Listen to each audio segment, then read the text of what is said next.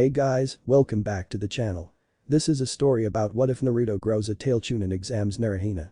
Before I start, please support for more amazing content and do consider subscribing to my channel and share this video with your friends.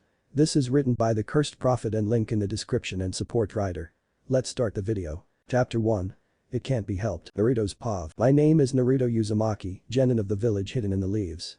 I'm 12 years old and I love ramen. My dream is to become Hokage so that everyone will acknowledge me. Well, that would be what I would say out in the open.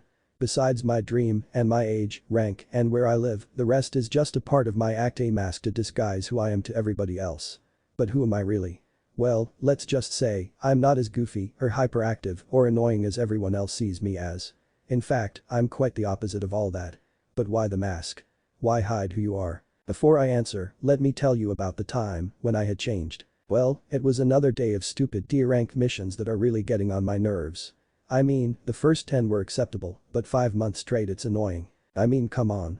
Cleaning gutters, washing or painting fences, watching kids or pets, and then there's that damn cat Tora.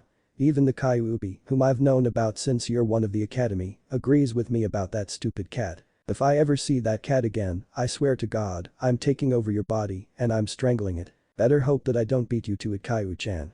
Oh, and by the way, Kyuubi, the 9-tailed demon fox, greatest of the Biju, is a girl. That's right, a girl. Diggles, what? Nothing really, except you called me Kaiu-chan. Diggles again. I did huh. Well, I meant it. You're like the big sister I never had.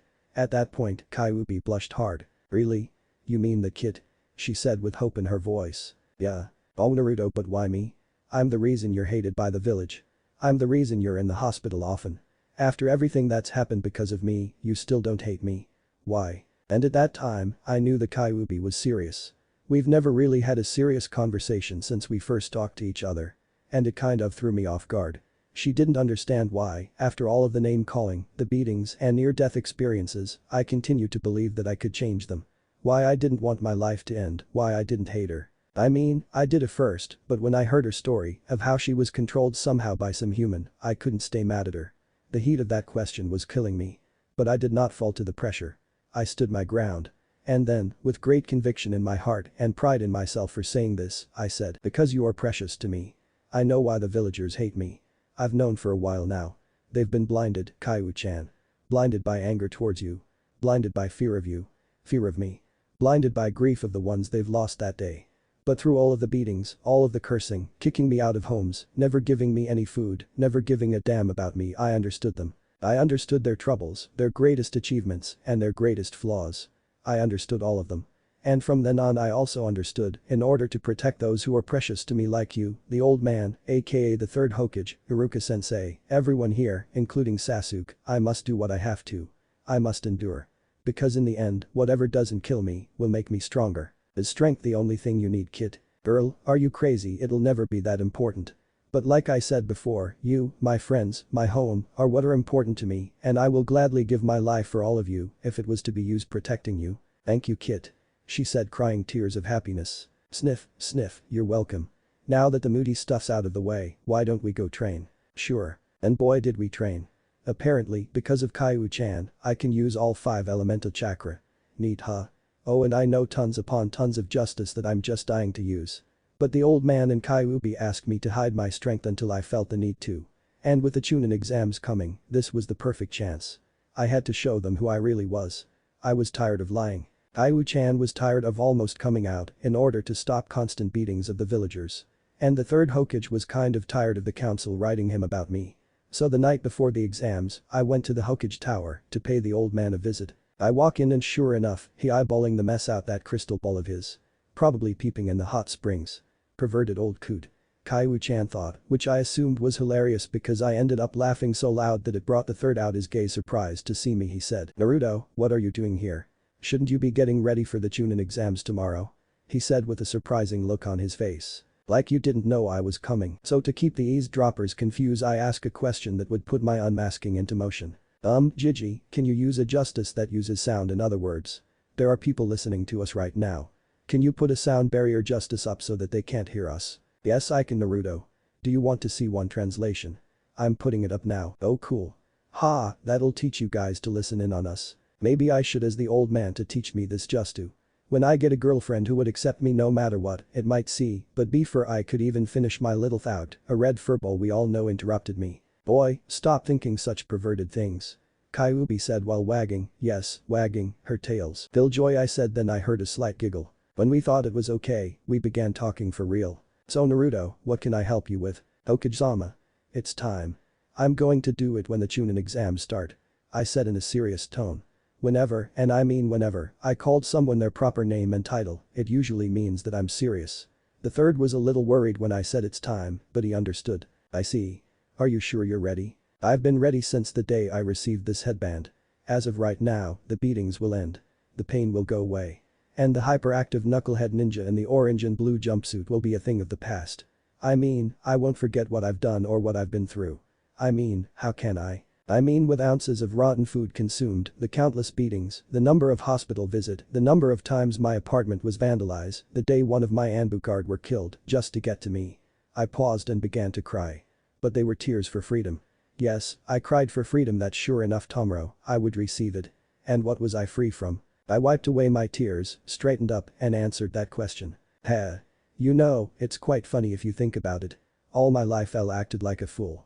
The dead last, always happy, annoying, supposed to be emotionless punching bag of the village. They played me like a joke. It never got old to them. Well, the joke's on them. Because today, that boy has changed, that boy is closer to becoming a man. And as of right now, I paused again, reaching up to my face as if I was removing something. Hint, then I continued by dropping my hand down, showing my extended claws and canine teeth. And with a long sigh, S boldly spoke. Finally, this mask will come off. As of now, and I mean right now, I am free. And free I was. I actually slept good that night. Chapter 2. It begins. Naruto's POV. It was time to get ready for the chunin exams. I had a plan that would make everyone's head spin. This would put me on the map for sure. Part 1. Show them my intelligence. Details. I don't like bragging a lot and I'm not bragging or anything, but I'm way smarter than your average genin, I mean way smarter. If records serve me right, I'm as smart as Shikamaru Nara, the only genin that knows my secret. He asked once or twice when I was planning to do this. Boy, is he going to think that this will be such a drag. I know a lot of things. Things that I could possibly get killed over or get other people killed over. How? Kyuubi, of course. When you're as old as I am, you tend to pick up things. She said. I wasn't shocked. She's like as old as time, I mean, how she not pick up things could. But now that information is mine and I'm a very valuable asset or a major threat to the village. FYI, I will never betray my village. Never. So I will use the knowledge I know to blow any self-proclaimed scholar out the window. Part 2. Show them my strength. Details. This is the best part of my plan. Everybody thinks that I'm weak, that I have a few justu that will only get me so far. And by some villagers and shinobi, I'm either really lucky or Kyuubi is helping me out. It's a little bit of both to be honest. The second part of the exam is a survival test. We get 2 scrolls and go to a tower. But each team starts off with only one. So that means we have to get the other from another team. This'll be easy. Just make sure that it's a foreign team instead of fellow Leaf team. Nobody from the village must find out about my abilities. I don't want them to know yet until I completely change. Aka. Part 3 of my plan. Part 3. Show them everything, from fashion, to tattoos, to new justice everything. Details. I'm going to do this at the third part of the exam. To be honest, I like orange, just not a lot of orange. I also liked red. Boy, this outfit was hard to pick out. So to start off, I put on a black t-shirt with sleeves that a length of about 3 inches above my elbows. I wanted to show off my tattoo. Yes, I have a tattoo. It was Kaiwu-chan's idea, but I would leave that for later. The shirt would have a red spiral in its center. Next I put on the same type of jacket the fourth wore back then, except it was white with an orange flame trim. On the left sleeve there was the leaf symbol. And on the right, there was my red spiral. On the back there was a kanji that symbolized the word believer with the pants, they would be black cargo pants. My right hand's a little messed up because of training, so it will wrapped in black bandages. I also have wrist-size prayer beads that I decided to wear. Then I'll finish it off with some black ninja shoes instead of the blue. Like I said earlier on, I can us all 5 elemental justice.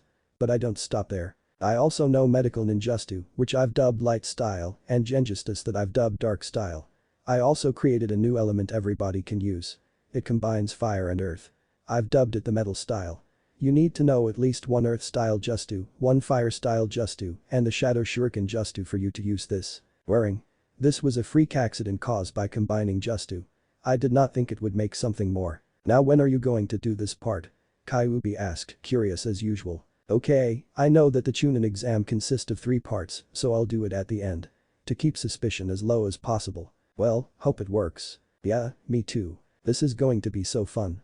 I'll start part 1 now. Just as I walk to where me and my team is supposed to meet, sure enough, Sasuke Uchiha, aka Mr. Gloom and Doom, and Sakura Haruno, aka the Screaming Forehead, are walking up. I've made nicknames to keep myself from cussing them out, but today, I've come down with a case of amnesia, so all bets are off. Before I say anything, the pink-haired shrew starts screaming at me. Naruto. Why are you always the last one here? God, you're so annoying. She said in loudest voice possible. I didn't answer at first because Sasuke was staring at me, trying to decipher my calm face. So I broke the ice with, "Hey Sakura." I said with an upward affliction. What now, dope? First off, we got here at the same time and second wait for it. I thought then I said it, could you please shut the fuck up? I swear my head's going to pop with you screaming like you weren't raised properly. I said. Her and Sasuke's face were puzzled. I always liked that look for some reason.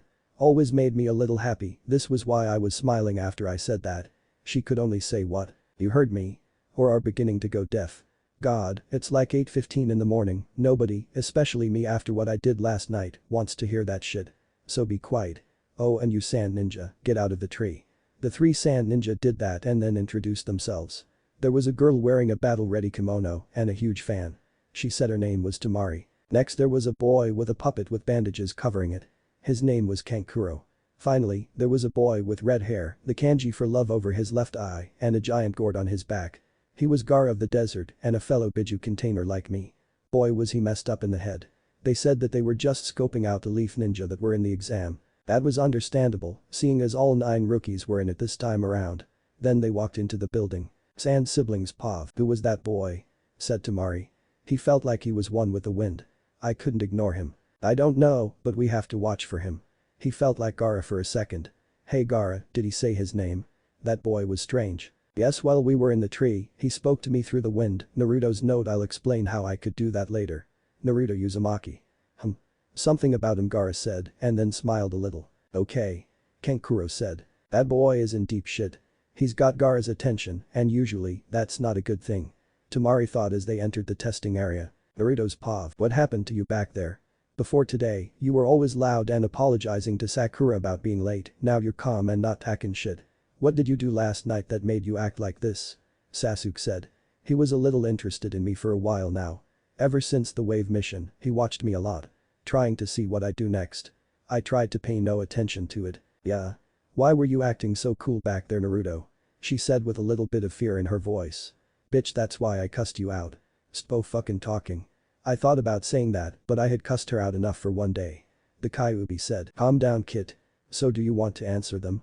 I mean, your plan would be ruined. Okay, I'll calm down, Kyu-chan. And yeah, I'll answer. But how about we both answer them? You know, scare his asses straight. It'll be fun. OHHHH. That does sound like fun. Okay, let's. And with that we combined our voices. Before we spoke, I noticed that we were approaching room 201. It had a crowd around it, with 2 people blocking the door from future entrance. So before we were even close to the door, which had a jinjutsu around it to look like room 301 by the way, I signaled Sasuke to stop so I could answer him. Of course Sakura, being his little wanna bitch, followed suit. It's real simple. Sasuke. I paused when I saw he was scared and then I continued, revealing a little concentrated killing intent. I'm free. I let him ponder that while we continued walking. I felt both of the shaking, thinking, what was that? Was that Naruto? After they stood over my answer, we reached the door. But then as we made our way there, we noticed a large crowd of ninja gathered at a door. 2 genin were blocking the door. Wow, I never thought that I would see those 2 here. It seems the Kitestu and Izumo, the chunin that are usually at the main gate, were the reason for the jinjutsu around the door. I thought to myself, they must be the first test. To lower the number of teams participating. Not bad, old man. I'm telling you all, none of you are ready to take this test. Kitestu said. Yeah? Said Izumo. Oh come on. It can't be that hard. Let us through. Said a girl with her hair in buns. I believe her name was Tenten. We've taken this exam 3 times already. What makes you think you'll pass? Izumo said. Wow. Talk about playing character. I thought to myself. Then I wanted to play around a bit while revealing to the chunin that I removed my mask by answering their question. Well, for starters, we're not as stupid as you guys. I mean, 3 times. Must be doing something wrong. While everybody else was shocked by the bold statement, they both began to scan the room, trying to find the person who said that, Akemi. Then I decided to shock everyone again by doing the Hirishin behind them. Yes, I know the Hirishin. It is my father's Justu after all. Then I surprised them again by saying, oh yeah, you can drop the Jinjustu over this door. We're still on the second level, not the third. Everybody was shocked QSS hell. They didn't see it coming. Under their breaths I heard both Sasuke and Sakura say, what the hell was that? Almost by command, they indeed dropped it. Now everyone was aware of where they were. After I walked past the duo of chunin, everybody else besides my team and Tenten's team left. The one of Tenten's teammates stopped me. He was from the Hyuga clan. You there, in the orange, what's your name? The Hyuga boy said. His eyes were trying to piece me together. I amused him by answering. Aren't you supposed to introduce yourself first before asking for someone's name? Geez. I heard a low growl by the guy. He looked a little pissed, which I did intend to get him. The other boy on Tenten's team started to talk to them, then they just started us. Me and my team walked away and passed Katestu and Izumo again. Before we went upstairs, I whispered through the wind, a technique I developed to spread info silently, to talk to them. Too much? I asked. No. Just right. They said together. It's about time. Give them hell. Izumo added. Wouldn't do it any other way. I said while walking up the stairs. I could still hear them talking. You think they'll be ready to meet the real Naruto? Izumo asked. Nope. But they have to meet him regardless. End warning. This is the part when we first meet Rock Lee in the Naruto story. Naruto tried to fight Lee and got tossed aside. Now it's time for payback. Prepare to see Lee get his ass handed to him. Mwahahaha. P.S. Add the music from the Samurai Champloo theme song when you read this. We walk down a case of stairs until we're in a gym-like area. I see the sign that tell us where the exams will start. We have like 20 minutes until we have to be there, so we were kind of taking our time. So we decided to wait inside the area where we're supposed to take the exam when a boy in green spandex, bandaged wrapped around his arms, and a bowl cut stops us. Please wait. One moment. He said as he jumped down. He had green spandex and leg warmers on. His hand were bandaged. His name was Rock Lee I think. The boy was on Tenten's team when we were on level 2 of the building. He had great strength but had a good reason. For his strength was a double-edged sword. It would kill him. But it did not control him and he was strong because of that. In a way, beyond the bushy eyebrows and the bowl of a haircut, he was one of the best. For long that is. Nevertheless, I respected him for it. A while after he introduced himself, he tried to ask Sakura out on a date. Boy was he stupid for that. Then everything I said about him was almost tossed out the window when he tried to challenge Sasuke. I mean even with the Sharingan, he was unstable and his judgments were clouded. He was easily going to get beat, so I had to intervene. Hey you, Rock Lee, right. How about we make a bet? We only have 18 minutes and 40 seconds before the test and Sasuke would take up time trying to fight you. So how about this, if you can beat me in 2 moves, you'll fight Ichiha. But if you don't, you have leave and go back to your team, no questions asked. Deal. The boy looked at me with confusion. Sakura was mad as ever. Sasuke had what's he doing face. Then Sakura starts yelling. Naruto. Get out of here. He wants to fight Sasuke, so let him fight and get his ass kicked. She yelled. That damn annoying voice again. God. I was like 5 seconds from slapping the spit out of her, but then I thought about it, that wasn't me. Sakura, didn't I tell you to shut up earlier? Well, if you didn't hear me, shut up. And shut up she did. Again, everyone there had that puzzled look on their faces. Never get tired of seeing someone look like that. I though. Then Kyuubi had to get her thought in. It really does make you happy if you think about. Giggles. Alright, deal. I didn't catch your name. Naruto Uzumaki. Oh, and I paused, only to body flicker right behind. Boy shuddered so hard from me disappearing, I thought he was going to soil himself. But then I thought everybody was going to soil themselves when I started to talk, then attack. It starts now, wind style. Air prison. That's all I whispered in his ear before I kicked him in the back, while at the same time making him float inside of an invisible tornado. I was floating outside of the prison. The boy then realized he had no way out, so he quit. I asked him not to tell anyone what I did. I wanted to surprise everyone and he wasn't going to mess that up for me. So he agreed, and after I released him from the prison, he was gone. Where did you learn that? Sasuke said with greed in his eyes. Sakura didn't speak to me because she was still stunned. I created it. It took me 3 days to perfect it. Second shortest time to create a Justu yet. Couldn't see the seals I performed, did you? Oh, and I won't teach it to you. Only 2 words could explain how he felt when I said I wouldn't teach it to him. Super salty. We reached the door and we talked to Kakashi sensei. Sasuke was still mad. He asked why won't I teach him, and I simply said, because you're not willing to believe. You would only use that just to kill Itachi and not use it to protect. And my power is to protect and only that. Your one-track mind can't comprehend anything but revenge, you heartless fool. Even the girl over here has more sense of self-sacrifice than you. Of course it's because she has a crush on you, but she believes. She believes that giving up her life for you would make your life better. Have you ever felt like that? Huh?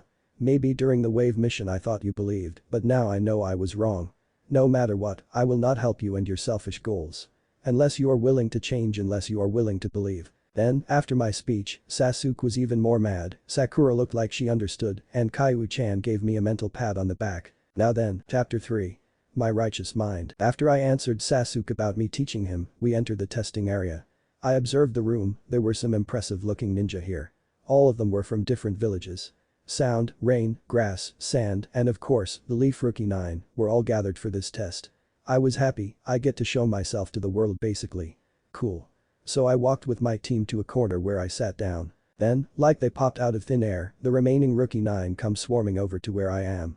Then the conversations start, they never go a day without talking to each other. But I examined the teams while they conversed. It was Team 10. The obvious leader to me in this group is Shikamaru Nara. We're kind of alike in more ways than we give ourselves credit for. But I chose not to get into detail about this. It's an inside joke between us two. Then there's Shoji Akimichi. He's a big boy. Now, I'm not making fun of him or anything. Out of all the people I knew in the academy, he was the one of the few that never teased me. Because of that, we became friends. And his cooking is great. OMG. If I decided to, I would eat their food every day. But I don't want to endanger Choji, even though his father is in the council, I still don't want harm done to him in secret by the ignorant villagers. And lastly, there's Ino Yamanaka. She's a big loud mouth like Sakura, but with only blonde hair. And she's a Sasuke fan too. I had already lost respect for her when she became a Sasuke fangirl, so I don't even talk to her. The next team was Team 8. It's as attacking type team to me. There's Kiba dog shit Inyazuka and his ninja dog Akamaru. He was one of the people that started to call me dead last. I don't hate him for it for one reason. He gave me my mask, so in truth, I'm grateful. Then there's Shino Aburam. He uses bugs. He's usually silent. But when I talk to him, he's very wise. He was also one of the few that never teased me. In return, I protected him from being teased. So we kind of have a brotherly relationship if you think about it. We watched each other back. Lastly there's Hinata Hyuga. She's related to Niji in some way. She's very shy around me. She likes me probably. I bet she thinks that I don't know. I would call her on it by hugging her and making intimate comments from time to time. She usually passed out. She was the only female friend that liked me in that way. And to be honest, I like her too. She's actually strong, but she hides it like I do. Maybe if I help her, she'll have enough confidence to come out of her shell. I was still looking around the room until Ino and Sakura began to have an argument over Sasuke. WTF, this is getting old as hell. They need to stop before something bad happens. He's going to go out with me. Got it, billboard. Now way, pig. Sasuke's going with me. Right, Sasuke. Sasuke. Why do you keep doing that? They both said in unison. Now I was pissed off. I decided that I wasn't going to cuss out Sakura again, but with Ino at her side, I might as well get it over with. Hey Sakura. Ino. What, dead last? There are over 40 different teams here in this room. Coming from 4 different villages, and there are teams from our own village. You don't hear any of them screaming like a bunch of boy-obsessed idiots, do you? So? What's your point? They ask in unison. And then I said it. My point is, shut the fuck up. You're talking too damn loud and it's getting on my nerves. I mean, it's bad enough that you voices both sound like nails on a chalkboard, plus you're arguing over a boy.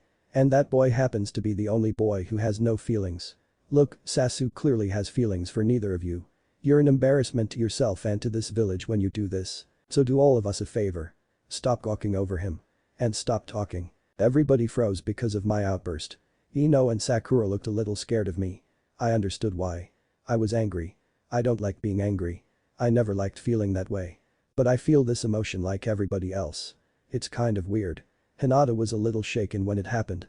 Everybody else was still staring at me. Finally Kiba was the first to speak. Naruto, what was that? Why are you acting like this all of a sudden? Again, I don't like Kiba, so I just felt lazy and told him what I told Sasuke. I'm free, Kiba. That's all. It's time to show you who I am, but I'll do it little by little. And with that I walked past him and Shino, who was nodding at my answer. Kiba had a confused look on his face. Sakura and Ino were still staring at me. Sasuke was still mad from me rejecting him. So I decided to talk to someone. I was just bored. So I decided to walk up to Hinata. "Hi, Hinata-chan. Naruto-kun." Hinata's pav. He called me Hinata-chan. OMG. What do I do? Do I tell him now? Do I smile? How's my hair? Oh no. I don't know what OMG. He smiled at me. Why does he torture me like this? It's like he knows something about me. Wait. No, he couldn't know, could he? OMG. Naruto's pav. Apparently she was thinking about something to say, but she could only play with her fingers and look down. Then I started to study her. She had whitish purple eyes. Like two big moons. She had short hair, but with long bangs. She wore her headband on her neck. She didn't look like it, but she was quite developed under that sweater. That and her blushing face made her cuter at the time. Aw. Someone's in love. Kyuubi said out of nowhere.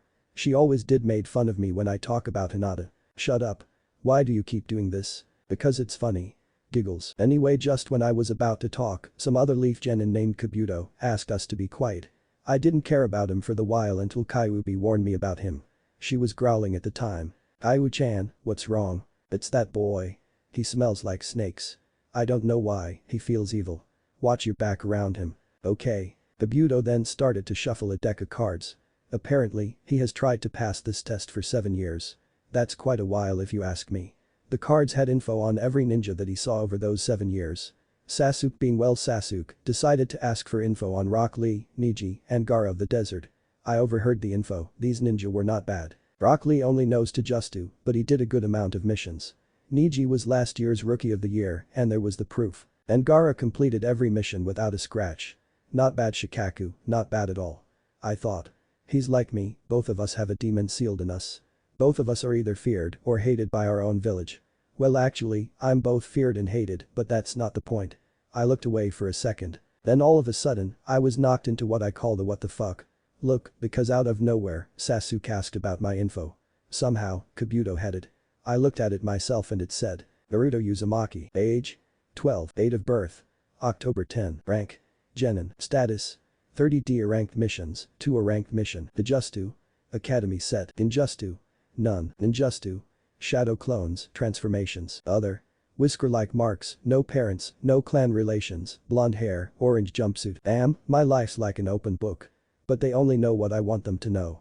I knew how to manipulate the card because it's directly connected to my portfolio. I had put seals over my info so that I could remain hidden. Only the third Hokage, Anbu, or I had access to the sealed info. I was planning to show off anyway. So I unsealed some more stuff about me. Hold on. There seems to be new info coming in. Kabuto said. They were in for a surprise. He spoke. IQ. 280. 280? That can't be right. He couldn't be smarter than Shikamaru here, right? Ino said in disbelief. But Shikamaru had confirmed it. That score is correct. I was surprised too. But I got used to the facts, Naruto's the smartest genin in this village. It hung in the air. The sound of my score. The proof of my intelligence. This was heard by the others. I saw their faces, some were in disbelief. Others were not surprised. One of the unsurprised was Shikamaru. He knew about my IQ because he made me take the test. His IQ was around, just wanted to see how smart I was at that time. He was surprised at my score. The Hokage was another that wasn't surprised. I am the son of the 4th Hokage after all, so it kind of a genetic thing if you think about it. Before I could comment on the new info, there was an explosion in the front of the room. Oh no. I did not think that he would be here out of all people. There was a bunch of ninja in the front of the room now. The proctor of the exam was one of my Jinjutsu masters, Ibiki Marino. He taught me interrogation like Jinjutsu. They hurt like heel, but they were cool. I knew Ibiki-sensei when I visited the Anbu HQ once. I asked one of my Anbu guards to take me there to meet her teammates. Then I ran into Ibiki. He was scary at first. Still is if you ask me. Alright punks, listen up. I am the proctor for the first part of the chunin selection exams. Please take a random seat. And like that, we were all sitting down. It was time. I could stand it. I was so bubbly with excitement, but I had kept a calm, stern look. Ibiki had started the test. I already knew my game plan, cheat my ass off. I whispered, secret Jutsu. The all-knowing being. It was a Jutsu that Kyuubi taught me. With it, I answered all of them within 15 minutes. It was an easy test. I say it was easy because I cheated. This Jutsu that gave me a complete view of the room. How? My soul left my body. It was risky, but I got away with it. Plus it gave Kyu-chan a body for a while. She appreciated that. While I was gathering answers, I observed some of the other ninja while I wasted my time. About 14 teams were out. Dumbuses probably got caught, I thought. Niji and Hinata were using the Byakugan to get answers. Sasuke used his Sharingan. Shikamaru knew the answers, so he was asleep. Sakura knew the answers too. I was surprised that she wasn't as stupid as she acted. Chaoji had Ino use her mind transfer just to give him the answers. Gaara had used some sort of sand eye. I come back to my body from gathering answers and then I see Hinata crying. She was right next to me. I didn't want to get caught talking or get Hinata caught. I had used about half of my chakra on my last Justu, so I couldn't do that again. So I decided to use a Justu that I've used in the past. I focus, created 10 hand seals, breathed inward, and spoke. Blind style. Whispering soul. I heard Hinata cry even more. I couldn't stand it anymore. I had to talk to her. The Justu I performed made that possible.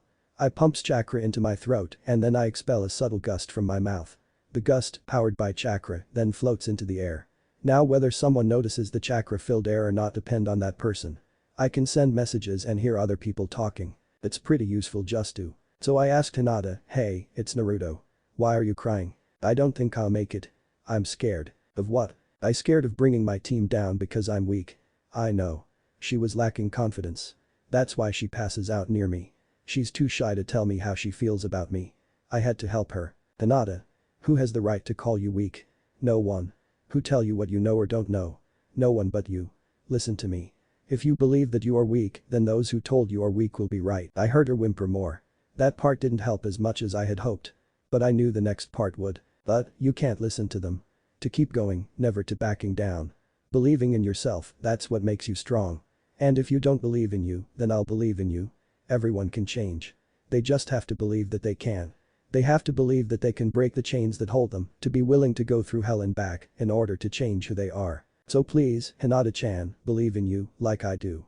And please stop crying, you're too beautiful to be so sad. She turned to meet my eyes. She was still crying, but they were tears of joy. She was also blushing. I guess I helped out after all. I then told her that I was sending someone to comfort you. She said okay. Summoning Justu. Fox. The fox I summoned was blue and white, with 4 tails. Each tail had a kanji that represented the word loving wind. He had an X on his forehead. Ryan. Yes, master. That girl over there, with the whitish purple eyes. Go over there and keep her company. Okay. Yes, master. Her name? Hinata. And with that, he flickered over to her. He was under her sweater so he could stay warm and hidden. Hinata's paw. I thought about who Naruto was sending over her. Then I felt something move in my sweater. I looked to see what it was. It felt furry. It turned out to be a blue and white fox with 4 tails. What surprised me more was when the fox talked to me. Hinata. Yes. Who are you? I am Ryan, a fox summon. Master Naruto sent me here to comfort you. I don't know how, but I guess sitting between you and this sweater must be doing the trick. I was surprised. Naruto knew the summoning Justu, and he used it for me. OMG. Maybe he does know. What do I do? I was knocked out of my train of thought when Ryan was snuggling between my chest and my sweater. It tickled. Naruto's paw. After I comforted Hinata, Ibiki had stopped us from taking the test anymore. He was about to give us the last question. He explained the rules for answering the last question. If someone answered the 10th question wrong, they were automatically failed. That person and his team would also fail and never be allowed to take the exam ever again. A lot of people raised their hands to quit the test. There were 26 teams left. He looked over the remaining teams before looking at me. I nodded at him, he nodded at me before he said, okay then. Congratulations. You all pass. Wait a second. How? Tamari said. Ibiki was about to answer her when I interrupted. Can I answer that? I said. Everyone looked at me with confusion, especially the genin of the leaf. Sasuke was staring hard at me. Surely, if you can. Ibiki said, trying to challenge me. So I said. One of the objects of the test was to see how well you could gather information under stressful situations. In other words, see if we could cheat without getting caught. This test simulated a mission. On missions like this, your ability to gather info would sometime be a vital part in completing it. To everyone's surprise, this actually made sense. It's coming from my mouth, so people were in disbelief. But Ibiki confirmed my guess. Then I continued. And the 10th question was what he said about quitting or answering it. Some instances on missions will put you and your teammates in some form of danger. The 10th question was really whether you risk the status of your teammates or ensure their safety and try something else. Again Ibiki confirmed my guess and everyone was still surprised. Several genins paused. How did Naruto know that? He must be hiding something. I will find out what. Sasuke. That can't be Naruto, could it? I mean, he has the lowest scores in our graduating class. Sakura. Naruto. Ino. Show off. Shikamaru. Wow, Naruto's smart. I didn't know. Chaoji. I knew it. He's hiding things from us. He's a threat to our plans. Tamari. Naruto Uzumaki Gaara. Interesting. Niji. Wow. Naruto-kun's Hinata. Naruto's Pav. We were now walking to the next area of the test. After the test we followed our next proctor, who was one of my Taijutsu masters, Anko Mitarashi. Advanced Academy Taijutsu, Kickboxing and Aikido. I was also taught Muay Thai and Capoeira by Kai Ubi. She's knew a lot of martial arts from different kantires, but those two stuck out to me. I sometimes called Anko Naichin because I found out that she was one of my Anbu guards while I was growing up. While we left Ibiki-sensei to follow her, I spoke with him via wind. So? Too much? I asked. He laughed. Are you kidding? I say it was worth it. Their faces were priceless, right? Of course they were. It's me for crying out loud. Right, well. I'll see you at the final round, right? This will possibly be the last time I say this, but believe it. The remaining teams were now in front of the next area we'll be taking the test in. It was training area number 44 Aka. The Forest of Death. Anko Naichin was explaining the rules for the test. It was a survival test. Each team is either given one Earth Scroll or one Heaven Scroll at random. Our objective is to get both Heaven and Earth Scrolls and go to the tower that's in the center of the forest. Simple enough. She gave us waivers to sign so if we die, it wasn't the village's fault. I was signing the paper when a kunai flew past my cheek, cutting me. Anko then pops out of nowhere just to screw with me. You know the ninjas that don't pay attention are usually the ones that are the first to die. She said behind me, licking my new wound. I decided to mess with her too by using the Hirishin to get on her back.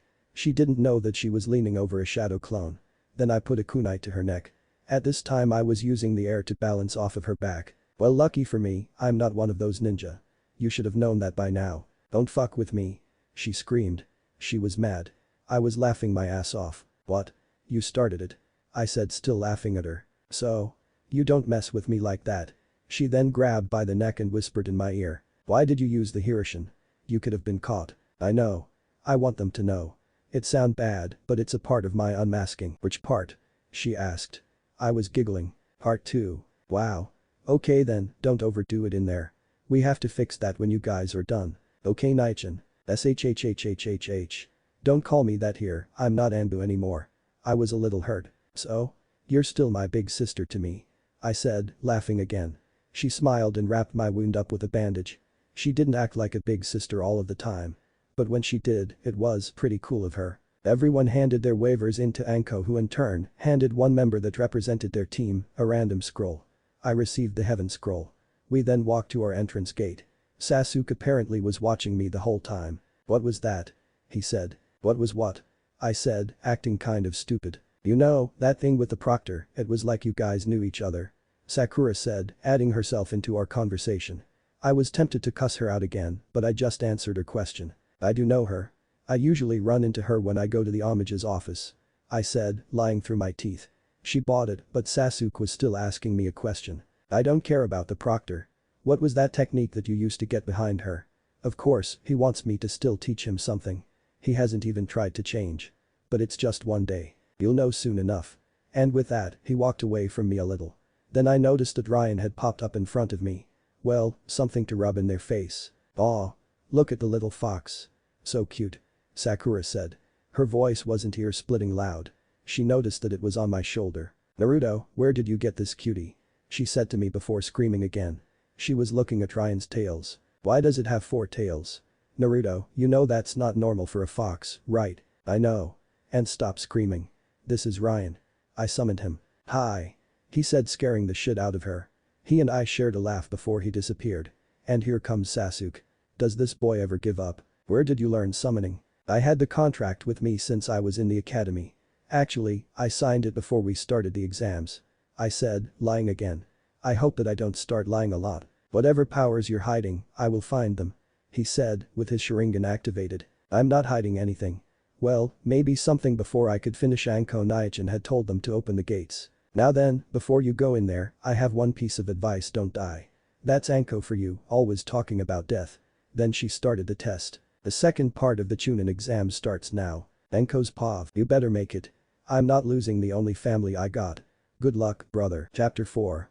Love of the Outcast Part 1. Naruto's POV. We were jumping from branch to branch on our way to the tower. Before we started, I dispersed several shadow clones to search for enemies and traps. Out of the 10 clones I used, 4 were killed. They were all killed by animals. We've got to be careful. I thought as we stopped in a clearing underneath some trees. Sasuke was looking around while Sakura was checking her bag. I had a weird feeling in my stomach. I have to go to the bathroom. Be right back. Don't do that in front of me, Baka. Get the hell from over here. Why, you little bitch? I murmured. But then before I went to relieve myself, Sasuke stopped me. Hold on, Naruto. We have to do something if one of us goes off without the rest of the group. Okay, what? How about we use a phrase? Sakura said. For once that wasn't a bad idea. Sasuke and I both agreed. Then I went off. The phrase was Rasengan. They didn't know what it was and they were never going to find out. I wasn't really going to the bathroom. I was actually gathering info from my other shadow clones. Apparently, 2 of them ran into a grass team. Poor suckers were too easy. They only had 2 members though. I couldn't find number 3 anywhere. But I didn't care. They had the scroll we needed. After they had gotten the scroll, I told the remaining clones to come back with whatever they had. 2 came back with edible berries in a container. Another came back with a sword. Maybe, Kaiwu-chan could teach me Kinjustu now that I have a sword. Another clone came with a bow and a quiver full of arrows. And maybe archery even. You know archery already. And Kinjustu. I just taught it to you now. Kyuubi said out of nowhere. Again. Really? How? I make any memories I have on archery, or any skill for that matter, yours. And you couldn't do this with all of the other Justu you were teaching me? Who said that I couldn't or didn't? After that sentence, I froze. I was super pissed, but excited as well. I had the body for almost any Justu, but I needed the knowledge. Now I have that from Kyuubi. I damn near unstoppable, I thought. The last shadow clone came back with an earth scroll. Now all we needed to do was to get back to them. I thought were cut off when a giant snake attacked me. What the fuck, man? What's with the big snake? I screamed. This snake was huge. But fortunately for me, it was super slow. I dodged its attacks with ease. Then it caught me with its tail and ate me. The damn snake ate me. Oh hell no. This is not happening. I was mad at first, but then I thought of something. If you were outside of the snake, you would be hearing laughter from inside it. I was cracking up because of how I decided to get out. I decided to use one of my favorite Justu. Multi-shadow clone Justu. Then the snake blew up. I couldn't breathe because I was laughing too damn hard. The damn thing just couldn't keep his food down, I guess. Giggles. I didn't notice at that time that I was, by luck I might add, flying back towards Sasuke and Sakura. I hope they didn't get themselves into trouble. And how stupid was I to think that? It turns out that they did get into trouble. They had a run-in with a rain ninja, but he went away. And then I come to see Sakura almost soiling herself and Sasuke on the ground in front of a grass ninja. That ninja was the one I saw earlier when I and Onichan were talking. Why he was here didn't matter to me. Even though I hate both of them, they're my teammates and I couldn't just let them die. So I stepped in to stop the grass ninja from doing any more damage. I had used chakra enhanced wind to push me towards him and then I tried to cut him with the sword I found, but he dodged in time. Then he tried to attack Sasuke by biting him, but I intercepted him with Justu I called adamant shielding. This earth-style Justu makes my skin as hard as diamonds and he nearly broke his teeth trying to sink them into my arm. I flung his stretched head away from me and then he started to chuckle. He spoke. Well, if it isn't Naruto-kun. Sorry, but I have no time for you. I have business with little Sasuke. Before I could anything, my stomach was in serious pain. I knelt over in agony. For some reason, Kyuubi was roaring her face off at this guy. I wondered why. Kaiwu-chan, why are you so upset? Is it that guy? Brah. That's him. He's the one that killed my family. He reeks of snakes. I should have told you earlier, but I wasn't too sure. But now I know for a fact that man is Orochimaru. You mean the snake-san in Orochimaru? Kyuubi growled to confirm my guess. She was super pissed. I was too.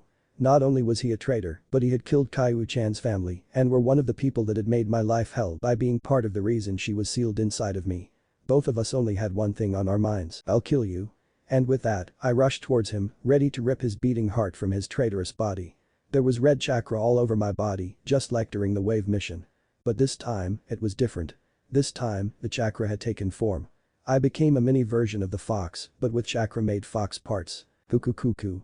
It seems that I did something wrong, now does it? Shut up. I was going toe-to-toe with him. He had summoned another giant snake. But this time, it was purple and had horns. I think its name was Manda. He was getting desperate. He was getting tired and I was as well. We had to end this fight now.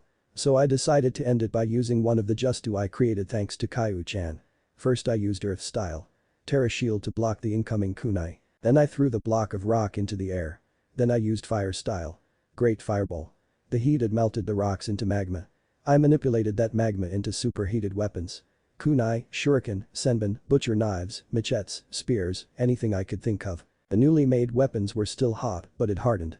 Then at the top of my lungs and a flick of my hands, I roared, metal style. Burning rain. The millions of superheated weapons were then flung at Orochimaru and his snake, most of them hitting their marks. The trees, the ground, Orochimaru, the snake he summoned, and even the animals and unexpected ninjas that were around were given second to third degree burns immediately when these 150-degree heated weapons came into contact with them. I saw the Sannin staggering, leaning in pain from the barrage of hot metal. There were red shurikens still lodged in his arms and chest. I held the last spear of still siring hot metal, which burned my skin, even with the fox's chakra, and lunged towards him. I thought I had hit my mark, but it turned out to be a clone made out of snakes. The damn fool was running away. He was one of the Sannin for crying out loud, and he was running away from a genin. But unfortunately, that genin happened to be me, the Jinchuriki of the Kyuubi no Kitsune. Shit, after what I did, I would be scared too. Giggles. I was pissed was an understatement. I was too mad to think straight. All I wanted was his head, and he had gotten away. Come back and face me, Orochimaru. Fight me, you damn coward. I waited for a response and sure enough, I got one. You were a miscalculation, Kyuubi brat. Rest assured I will come back to settle our little match. Oh, and Sasuke, even though I still didn't give you your gift, you will still look for me. Especially if you want to kill your brother. Sasuke had just woken up from the Jinjustu when he had heard Orochimaru's words. He was angry at the least. So he cleared his throat and said, "You're wrong, I did want to kill Itachi, and I still kind of do. I could never forgive him for what he did. Maybe that will never change. But I do know is that I won't come to you for strength, and I won't let trash like you hurt my friends or bring harm to my village. Now leave and never return." He had his Sharingan activated, waiting for the ninja to make a move. He had changed, if only a little. He's trying to better his life. Maybe it wasn't long, maybe it'll change over time. But the point is that he's trying. My compliment stopped after I heard an ear-splitting laugh from Orochimaru. Ha. That was the best laugh I've had all day. But very well, I'll leave for now. But remember Sasuke, you will always be weak if you don't seek power. And my door is always open. And with that, he left. Hopefully for good. Caillou-chan's chakra receded and went down to help Sasuke and Sakura, who was unconscious at the time, thank God. She had calmed down and then started to cry. I was crying a little as well. After a little crying, we gathered ourselves and I went to Sasuke to see if he was okay. "You okay, Sasuke?" I asked him. He caught his breath, rubbed his eyes, and then answered me. "Yeah, I'm fine. How about you? You know me. I'm good to go." Sakura okay?" "Yeah, she's just knocked out." "What was that red chakra you were using and what was that just to?" I thought he wasn't going to ask. Damn, I hate when I'm wrong. In order, I can't tell you about the chakra because it is secret the Hokage told me to never tell. And that Justu was of my creation. I had accidentally combined an earth style and fire style Justu and then boom, I got metal style. I didn't think that it would work though. Okay. That's crazy as hell. But, we're dealing with you. So now what? Do we still try to go after a scroll? We won't have to. And what does that mean? I'm not crazy. I said as I pulled out the earth scroll. Sasuke's mouth dropped open. I was laughing a little bit. I had also showed him all of the other stuff I snatched from other teams. He was surprised. We had woken up Sakura and told what had happened and what we were doing. As of now, we just needed to get to the tower. Her mouth was still open when she heard that I beat Orochimaru. But Sasuke backed me up on my claim. We were at the door of the tower in about a day's time and boy was that day crazy. Flashback, we were asleep from battling that snake bastard. He had done a real number on us. Sakura was watching over me and Sasuke as we slept.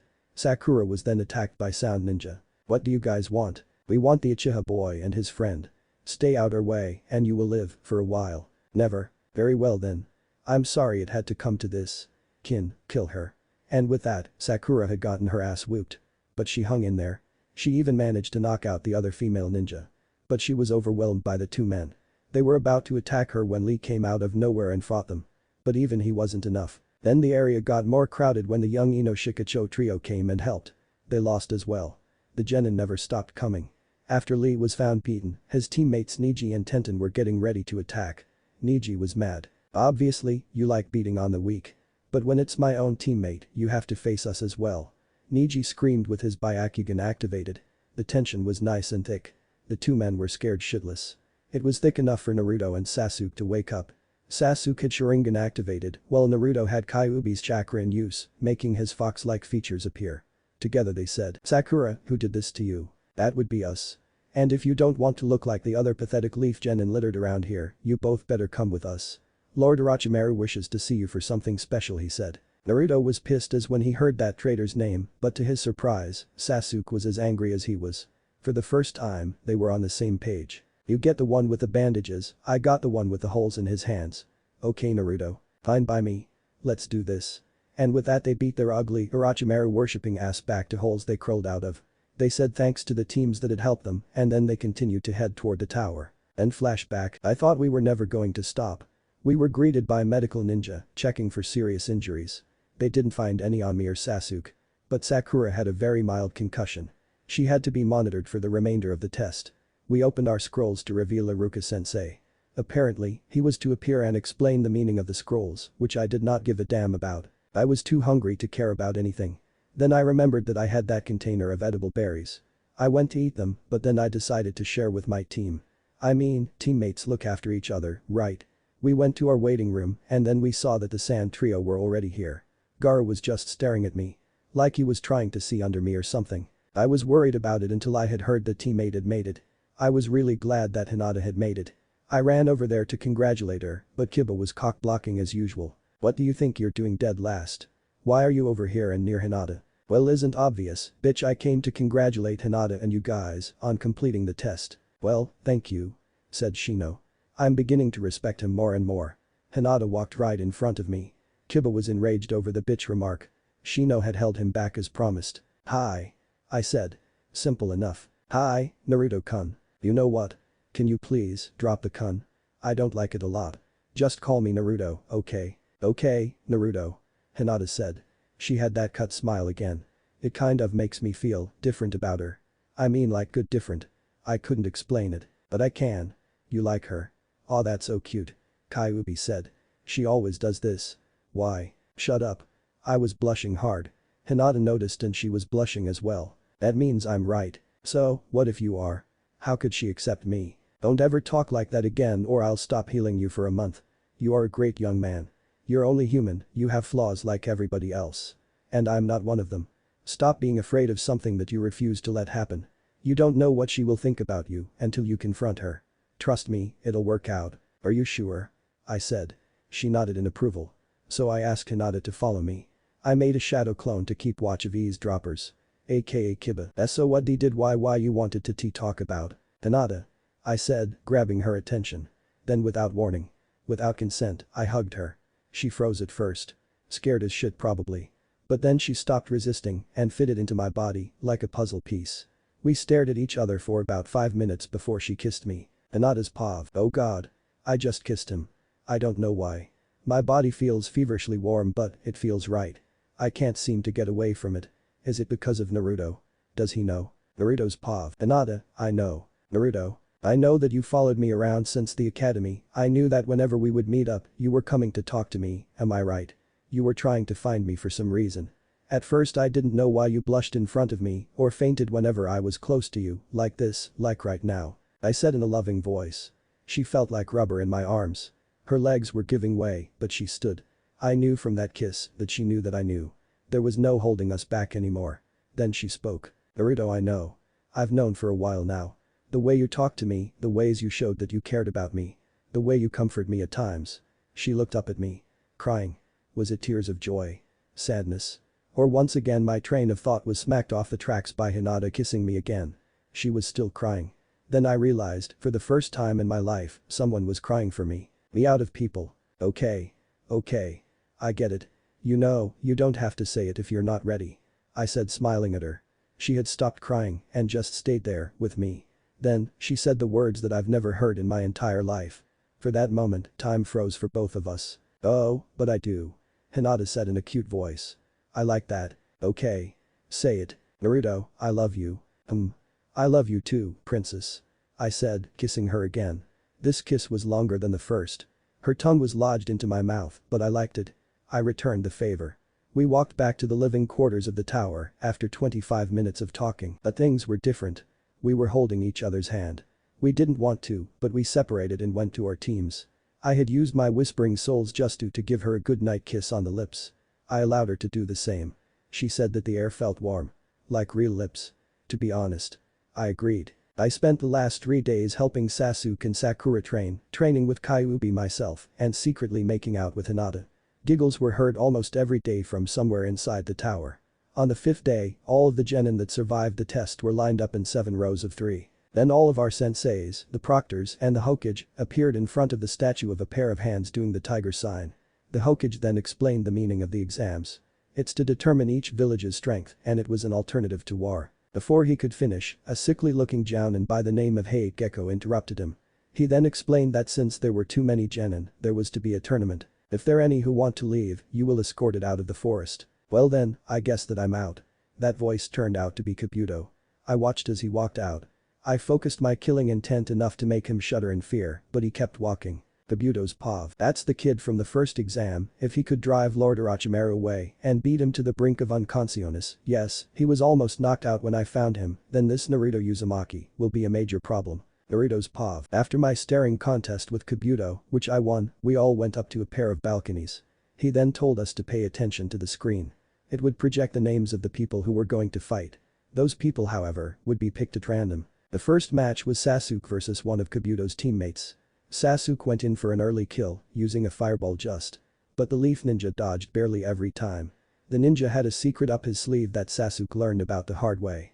He used a fake right arm to steal Sasuke's chakra. But in the end, Sasuke owned his ass by using the Barrage of Lions combo to drive the poor guy into a 1-foot crater.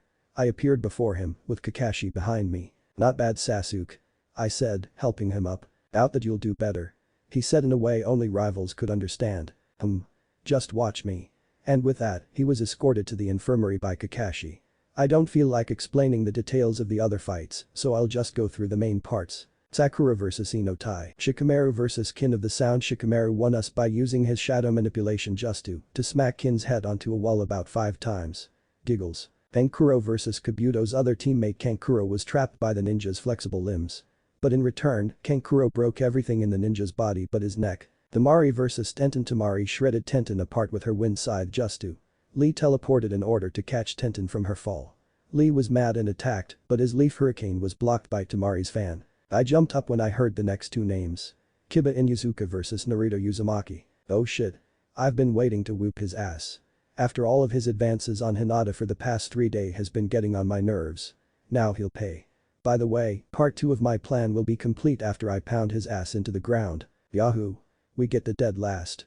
This it'll be easy. Don't get cocky, Kiba. Don't underestimate him. Lee said, his voice sounding concerned. He should be. Kiba could die here if I decide to go all out. Hinata stopped me when I was going downstairs. Naruto, don't hurt him that much, okay? She said, giving a kiss on my cheek. Everybody's mouth dropped at Hinata's show of affection. Even her sensei was surprised. Sure thing. I said, kissing her on her forehead. Then I disappeared. Kiba had jumped down to the center of the arena. He was still staring at us. He then started looking for me. Where's Naruto? He was here a second ago. Right here. I had Ryan mark Kiba with a Hirshin seal. I had teleported right behind him. So, shall we get started? The match between Kiba Inuzuka vs Naruto Uzumaki will now begin. Chapter 5. Love of the Outcast Part 2. Naruto's Pav. It was time for me to fight, and I've been waiting for this moment for a long time. I stood in front of Kiba, defiantly against his cold stare. It didn't faze me one bit. The cracking of his fists, the growls from Akamaru, and the stares of the onlookers on the catwalks did nothing really. They all stared out of curiosity, pride, and concern. But one thing was on my mind at that time. Kiba, you might be killed today. Forgive me. I charges at him with a kunai in my hand. He dodged successfully but was caught off guard when I threw something at his feet. What was that? Kiba said. Poor guy, he's about to get seriously hurt. Boom. There was an explosion. The audience was shocked at what I did. But there was a wave of relief when they saw that Kiba had dodged the blast. Akamaru was still on his head. That was close, wasn't it, boy? Kiba asked his partner. Akamaru responded with a bark. I had decided to get serious. The attention of the crowd was split between Kiba in the air and me, with my jacket off, wearing a black skin-tight sleeveless shirt with a spiral on the back. I also showed a tattoo with the kanji that stands for fox on my left arm. On my back, I got a quiver full of arrows and a bow. I could have sworn that some of the girls were starting to get aroused from my appearance. All I saw was them panting and holding their chest, trying to catch their breath. Girls pav. That's Naruto, his body's ripped. Ino. Naruto-kun, why did you have to do that? Not t that I don't mind tt though, wait, what am I thinking? Hinata. Naruto. No way. He's annoying and wears that ridiculous orange jumpsuit, not gorgeous. Wait, did I say that out loud? Sakura. Okay, Naruto, not that I don't mind, stop showing off, please. It's getting me all flustered. Anko. That's Naruto. Wait, why am I thinking about him in this way? He's a genin for crying out loud. Kurenai. That little runt's kinda cute. Wait, is that, oh, he has a tattoo. Tamari. Boys pav. Show off. Shikamaru. That's Naruto. That's a Jinjustu, right? Has to be, right? Oh shit. Kiba. Oh shit, he's getting serious. We're screwed now. Yeah, we're so screwed. Akamaru. Naruto, you're overdoing it. Shino. Naruto, how long have you? Rock Lee. Mother will have your blood very soon, Uzumaki. Gaara. He's been holding back. Niji. Oh boy, you're in for it now, dog boy. Asuma. Naruto, don't kill him. Third Hokage. Oh shit. Guy. Naruto's pav. Hate to stop your conversation, but you're not out the woods yet. You may be fast on the ground. But in the air, your speed doesn't mean shit. Sorry about this. I said, raising my bow. The arrow went like a flash of light. It zipped through the air and hit Kiba's coat. But it only made a hole in it. I wasn't real good with a bow and arrow, but I was good enough with them to use against Kiba. He was lucky enough to have dodged that. Okay, dog boy. You've dodged that one, but you won't be so lucky this time. Ha! Bring it. Man-beast clone. Kiba yelled as he gave Akamaru a pill. That pill kind of turned this fight around in his favor. He made Akamaru into a clone of himself. On all fours just to. This ends now. And with that, both Kibas ran after me. I shot at least 5 arrows at each of them, but none of them hit. Oh no. I said as they both came close enough to attack me. They swung their claws at me and they had made contact. But it was not flesh they had hit, but a gem-like surface. What the hell is that? Kiba said. Earth style. Adamant shield. That was all I said as he stared at my form. I never explained how this Justu works. You see, chakra envelopes my entire body and then solidifies, making it visible. It takes me 24 hours to have enough chakra in order to cover my entire body. With this was bewildered at the sight of my body covered in this precious gem-like material. From head to toe, I was shining jewel. Kiba was a little worried, but his confidence came back when he had broken my bow in the process. Ha! Without that bow, your arrows are useless. Now take this. Fang over fang. Kiba yelled. Out of nowhere, 2 tornadoes came crashing into me. Not hurting me, but breaking my adamant shield. I landed on my ass. I'll admit that was good, but I had something better. Naruto, you thinking what I'm thinking? Yup. Let's blow him away. And with that I had gotten up, brushed myself off, and took out a single arrow. You think just because I don't have a bow, these arrows are useless? Well, sorry to burst your bubble, but they're just as deadly without it. And with that, I had placed the arrow in my right hand. I held the arrow like it was a spear. I closed my eyes and then threw it with everything I had. The arrow went straight for one of the Kibas, which was good for me. I had hit a wall, with Kiba on it, hung by his hood. That Kiba then turned back to Akamaru, with an arrow stuck in his collar. Akamaru, are you okay? Kiba yelled at his partner. The ninja dog responded with an assuring bark to his master. I threw multiple arrows. Beggar, I ran out. None of them hit. How did he do that? I had heard Kankuro say. To be honest, I was just as surprised as he was. Shit, that actually worked, damn. I'm good. I said, crossing my arms. Kiba was pissed. He was turning red and his eyes were bloodshot. He ran at me with rage in his eyes. I guess he and his dog or really eyes were filled with hate and malice towards me. I was tired of those eyes. They only brought back bad memories. Look, Kiba, calm down. Your puppy is alright. I just put him up there by his collar. He'll be fine. I said, trying to calm the Inuzuka boy down, but wouldn't listen. He tried that fang over fang again, but with just him. I dodged and as he stopped spinning, I made 2 shadow clones to apprehend him. He was trying to break free, but no dice. Well, Kiba, it's been fun. Again, I'm sorry to do this to you. I paused and let out Kyuubi's killer intent so Kiba would pay attention to me. But you've been getting on my damn nerves and I'm sick and tired of your bullshit. You've never showed me respect, even when I had earned it.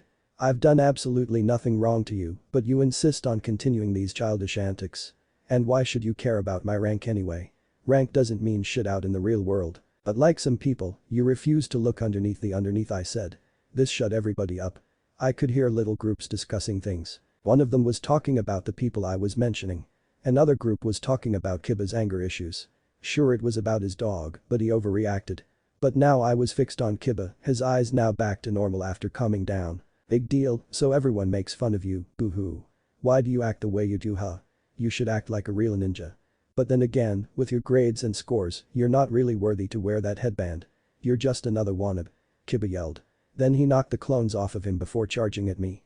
Then Kiba and I were both stopped by Hinata out of all people. I wasn't surprised when she defended me. You're wrong, Kiba. Hinata said. I know that this is hard for her. I hope she knows what she's doing. Naruto's stronger than you think. He's been through hell of a lot more than you. He's been through so much, all of the name calling, being alone all of his life, but he never stopped trying. He never stopped caring for the people that did wrong by never abandoned the people he considered precious. And because of that he's strong. So don't ever think of him as weak. Everyone was surprised by Hinata's outburst. She stood up for me. She didn't care about the possible consequences. All she cared about was me. But then Kiba had fucked up that moment and went too far. What? You expect me to believe that bullshit? And why do you out of all people defend the dead last loser? If you don't leave this poor example of a shinobi alone, you'll end up being as weak as him if not weaker. Shut up. You don't anything about him. Everyone had frozen in their place. Well, except for Niji, who was agreeing with the damn mutt. She knows bugs were hissing at Kiba, he must have been pissed. Kurenai's eyes became dull and scary looking. A massive amount of Kai was directed at Kiba because of his response to Hinata's comment. Sakura and Ino couldn't believe what Kiba. I on the other hand, had my gaze on Hinata, who was crying. This to fuck off would be considered an understatement of how mad I was at Kiba. He had made Hinata cry, my Hinata cry. A giant amount of Kai radiated from me. The entire audience was scared stiff. Even the adults were worried. I had put some chakra into my hands and made 10 hand seals. Then I extended my right hand and shouted, "Wine style to Justu." Buddhist palm. There was a big gust of wind that had smacked Kiba in the face. But it didn't stop there. Then he was flung back into the wall behind him. It had made a 10-foot crater into the wall. It looked like an imprint of my right hand. I know that some of the ninja were bugging about what I did to Kiba. Adult shinobi's pav. Naruto, please calm down. Don't let your anger control you. Third Hokage. Oh shit, damn, that looked like it hurt. Ibiki. Oh no, Kiba shouldn't have done that. You might die today. Giggles. Anko. Oh boy. Gecko. If you don't get killed for what you said, you'll be lucky. Kurenai. Your flames of youth might get extinguished today. Guy. I hope dad can stop him before it gets chaotic. Asuma. I had caught Kiba before he had the ground. My hand had turned into a claw and it was placed in front of his forehead. I mixed my voice with Kyuubi to get his attention. I also turned my eyes red. That's it. I've had it with you. You've, like most of the people in this village, underestimated me for far too long. Well, now you will pay for your closed-mindedness, once and for all. I decided to show him what true pain really is. In my heart, I wanted him to pay for making Hinata cry. But the good guy in me just wanted him to learn. To never underestimate his opponent. It might kill you in the end. And in his case, it just might. Secret Justu. Record of the Fallen. I yelled and poked him in the head. The entire area was filled with my chakra for 1 second, then it all went to Kiba's head, literally. There was a small hole in his head now. Nothing major, like a prick. He fell unconscious. And that was the end of the match, or so I thought. Kiba's pav. What is this place? It feels all dark and painful. It has the stench of death everywhere. I walked down a path that led to the Leaf Village. I then noticed a gang of people leaning over something. I ran over there to see what were they doing and it shocked the shit out of me. They watched as 2 chunin were beating up a boy about my age. I had tried to stop it but the crowd wouldn't let me. Then it was too late. I saw one of chunin stab the boy in the back. I was beyond pissed. How dare they beat on a civilian, let alone a child. So I ran up and knocked them both for a loop. I ran with the boy to a rooftop to see who the young boy was. Being shocked was an understatement. When I turned the boy around, it was Naruto. He was barely breathing and I could do anything about it. I couldn't let my comrade die. I started to cry. Then the entire area, including Naruto, suddenly disappeared. How could I just stand there? I'm a ninja, damn it. I could have stopped it, but you didn't. Said a voice. It came from nowhere, but at the same time, it was everywhere. Who's there? Show yourself. I screamed. No one came out, but I did hear that voice again. You just stood there until the end to do something about it. Why? Why didn't you help him? I couldn't answer. The question repeated itself over and over again. Then I saw images of battles. Images of slavery, injustice and death. Men screaming in pain, women crying for their loved ones. Little children gathered up on wagons before they were shipped off like fresh produce. I couldn't stand it. I wanted to do something but I couldn't. It happened over and over. I actually vomited from all of it. I thought to myself, this has to be a Jinjustu, but it doesn't feel like it. It feels so real. Why? Then it went black. And out of nowhere, I saw the Kyuubi. It was chasing me. I ran as fast as could, but it felt like I wasn't going anywhere. I couldn't do anything about what I saw. I felt powerless. Weak. In pain. I couldn't stop it at all. But I had to try. I just stared at the beast, ready to die fighting. Naruto's paw. He was flipping all over the ground. Then he started to cry, a lot. For those who never saw this side of Kiba, they were shocked. I smiled and looked at my work. I felt guilty about what I did. I wanted to make him suffer, but I was mad, so I really didn't have control over myself. I decided to end it. I walked up to him to release the Jinjustu. Release. He woke up, shaken to his core. He could barely stand. He couldn't even talk. But he stood defiantly, getting himself together little by little. I knew he was beat. I was surprised by his will, but he could get hurt if he keeps going like he is. I had to end it. Kiba, give up. But why? Look at yourself. Akamaru's immobilized. You can barely stand. I know for a fact that I completely smashed the right side of your ribsage. You can barely breathe. What makes you think you can continue this fight? I know what you saw in that Jinjustu. It was put on me once. I know how you feel right now. No one will think of you as weak if you give up. On top of that, I might kill you if you keep going. Whatever, you just don't want me to embarrass you in front of everybody when I win. He said, trying to stay on his feet. I saw it in his face. He was not feeling great, but he didn't give up. I felt like I had absolutely no choice. I used the Hirishin to get in front of him and placed my hand claw in front of his chest. You leave me no choice. I'm sorry. I was 1 inch away from his heart when Kurina yelled, Kiba, give up. She was crying at that time. I told her that I might have to use this Justu in the exams. She begged me to use it if and only if that person deserved it. I guess she thought Kiba fit the criteria. I sure as hell thought so. She was shook from what she saw. She did help me with it, so I wasn't surprised when she told Kiba to surrender. She was concerned for Kiba as much as she was concerned for me. Kiba, if you don't give up, you'll die. That Jinjustu is an S-classed Kinjustu, or forbidden technique. If Naruto had put the full amount of chakra into it to get the full effect, you would be dead and in a pool of your own blood. The Jinjustu sends subliminal messages to the target over a repeated number of times. Usually it's used to scare inmates at the Anbu headquarters to talk, but Naruto changed it. Basically, the message will show you one thing and one thing only. And if it were a full power you would have did whatever the message told you to do. What was it that Naruto showed you? The main thing. Kiba was in serious pain. But he managed to say one word in order to describe what he saw. Death. And does anybody know why he saw only death? Kurenai asked. No answered, so I decided to. It's because I wanted him to die. Kiba, the Jinjustu is influenced by my emotions. I felt anger towards you. If I had put the full power of the Jinjustu on you, you would have killed yourself because it told you to. Everyone was shocked. Hinata stared at me for a little bit. Her eyes said it all. I understand why you did it. Scared as shit, but I understand why. Kiba Kurenai paused and looked at me. Then she continued. I know you. You're a good kid. Act stupid most of the time, but a good kid. You're strong, but Naruto's is too much for you. He is sparing your life. So I suggest you take him up on his offer and give up. She was straining her voice because she was crying. She didn't want to lose anybody else to a Jinjustu. When she was younger, she had taught a Jinjustu to a ninja one time. That ninja ended up using on her sensei, killing him, and abandoned her village. Kurenai felt betrayed. I had told her in reassurance that I would never betray her. She was actually one of the first jounin to help me. So we had a brother-sister-like connection. She eventually stopped crying. I had already pulled away from Kiba's chest. Akamaru finally had gotten down from the wall and ran to his master's side. Kiba was actually more okay than I thought. I mean he's in critical condition, but at least he's conscious. He must be very durable. Proctor, I surrender. Said Kiba. Thank God. I thought that I was going to kill him. The proctor called for medical ninja to put him on a stretcher. I walked him to them. You okay? I live. Look, I was angry okay. Akamaru never got hurt whenever we fought and I thought that he did. I overreacted. If I offended you or anything, I just wanted to say erg. Kiba's shattered ribs rubbed against his lung. He was fucked up. Hey, don't talk. You're pretty banged up.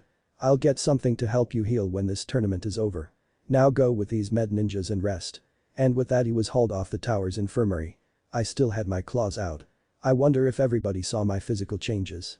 Nah. Naruto's paw. I walked back up to the catwalk and was greeted by almost everyone. Niji just stared at me. Gaara did as well. The jounin that were there and the Hokage were smiling at me. Guess part 2 was a success. Everybody still has that what the fuck just happened face. It's priceless. I walked up to Hinata and she was rubbing her eyes. I hugged her from behind. You okay? Yeah. Are you okay? I live. Good. Did you have to smash his ribsage though? She said. I knew she was worried about him too. Yeah. How else was he going to learn? You could have just knocked him out, you know. My team needs him for missions. Where would the fun be in doing that? Besides, he'll live, I hope. What am I going to do with you? Hinata said, shaking her head. I hugged her again like 5 seconds later. We stayed like that for a while. Everybody staring at us in confusion, again. We broke apart. I just smiled and walked back to my team. Sakura was the first to speak. Naruto, did you really do that to Kiba? She asked. Would you be mad at me if I say yes? I didn't get an answer. I'll take that as a yes, or a maybe. I can't tell. All I do know is that I will not tolerate this bullshit anymore. With that said, I walked past Sakura and talked with Kakashi. Yo. He said. I just beat the shit out of a guy, showed off some of my best justu, and all he can say is yo. What if shit is that? Hey. So what was that all about? Kakashi was one of the people I didn't tell my plan to. I didn't trust him because he was on Sasuke's ever since the wave mission. But now that Sasuke's in the hospital due to chakra exhaustion, I can fill him in. Well. Those were the justu I've been experimenting with. I guess I got them down. Oh. Okay then. Nice job on your match by the way. Thanks. I can't believe it, he's still worried about Sasuke. Get off his already, you Cyclops. God, at least the rest of the adults are happy for me. Anyway, after my little mental rant, it was time for the next match. Rock Lee vs Gaara of the Desert. Gaara let out the sands in his gourd. Lee was able to dodge it. Lee had great Taijutsu skills. I watched him a few years back. He couldn't fight for shit. But now he's doing his best to pound Gaara into the concrete. He would be, if it weren't for that sand. It acts like a living being and Lee's attacks can't get past it. Guy tells Lee to take off some weights. They were 4 bars wrapped in a cloth. Ha. You think taking off some little weights will help you beat Gaara? Get real. Said Tamari in disbelief. Lee dropped the weights. They made 2-3 feet craters. Lee zoomed past Gaara's defensive sand little by little until he kicked him in the face. Gaara's sand was too slow and Lee was just getting started. He kicked Gaara about 10 times before he was as high as the ceiling. Then he had wrapped Gaara up with the bandages on his arm. They spun around until they both hit the ground. Primary Lotus. Was all Lee had said before they collided with the ground. Lee was hurt, but Gaara was unscathed. He had made a sand clone just in time. Gaara started to pound on Lee. He couldn't move around because he did the Lotus. It doesn't matter what he uses, Gaara can't be beat. He needs to give up. Said Kankuro. They really didn't learn anything from my battle with Kiba. You guys really need to stop underestimating people. Lee's just getting started. I said. Guy looked at me and agreed. That's right, Naruto. For you see, the lotus of the leaf blooms twice. What does that mean? Kankuro said in disbelief. Watch and see. I said as Lee prepared for his final attack. He started to get red, I could smell blood coming from him. His bones beginning to crack from pressure. He rushed forward. Sending Gaara straight into the sky. Lee pops out of nowhere and starts smacking him around like a ball. The last hit wrapped Gaara by the belt. Lee pulled him back up only to meet a punch and kick to the chest. In a flash, Gaara went crashing into the ground. Gaara was hurt but was able to survive Lee's hidden lotus.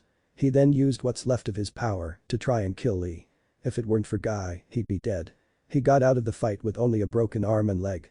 Poor Lee, he was winning too. It was time for the last match and everyone gasped at the names that popped up. I was staring at it for a while before it registered in my head. Hinata Hyuga vs Neji Hyuga. The entire audience were shocked into silence. I was starting to get worried. I mean, I trained with Hinata for 3 days before this started, so I know how strong she is. But I don't have the slightest clue on how strong this Neji is. He's a mystery to me.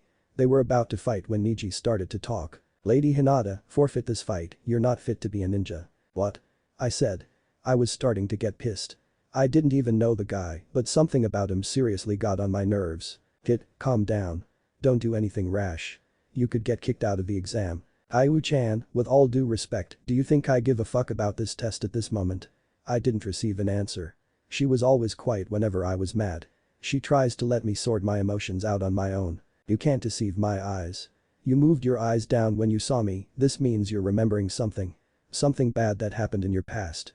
You put your arms in front of you to close the distance between you and I. You then place one of your fingers on your lip. This is a defensive instinct which tells me that you're imagining physical harm towards yourself. In other words, you know what will happen if you fight me. So just give up. What was this bullshit that he was talking about? He doesn't know shit about her. I think.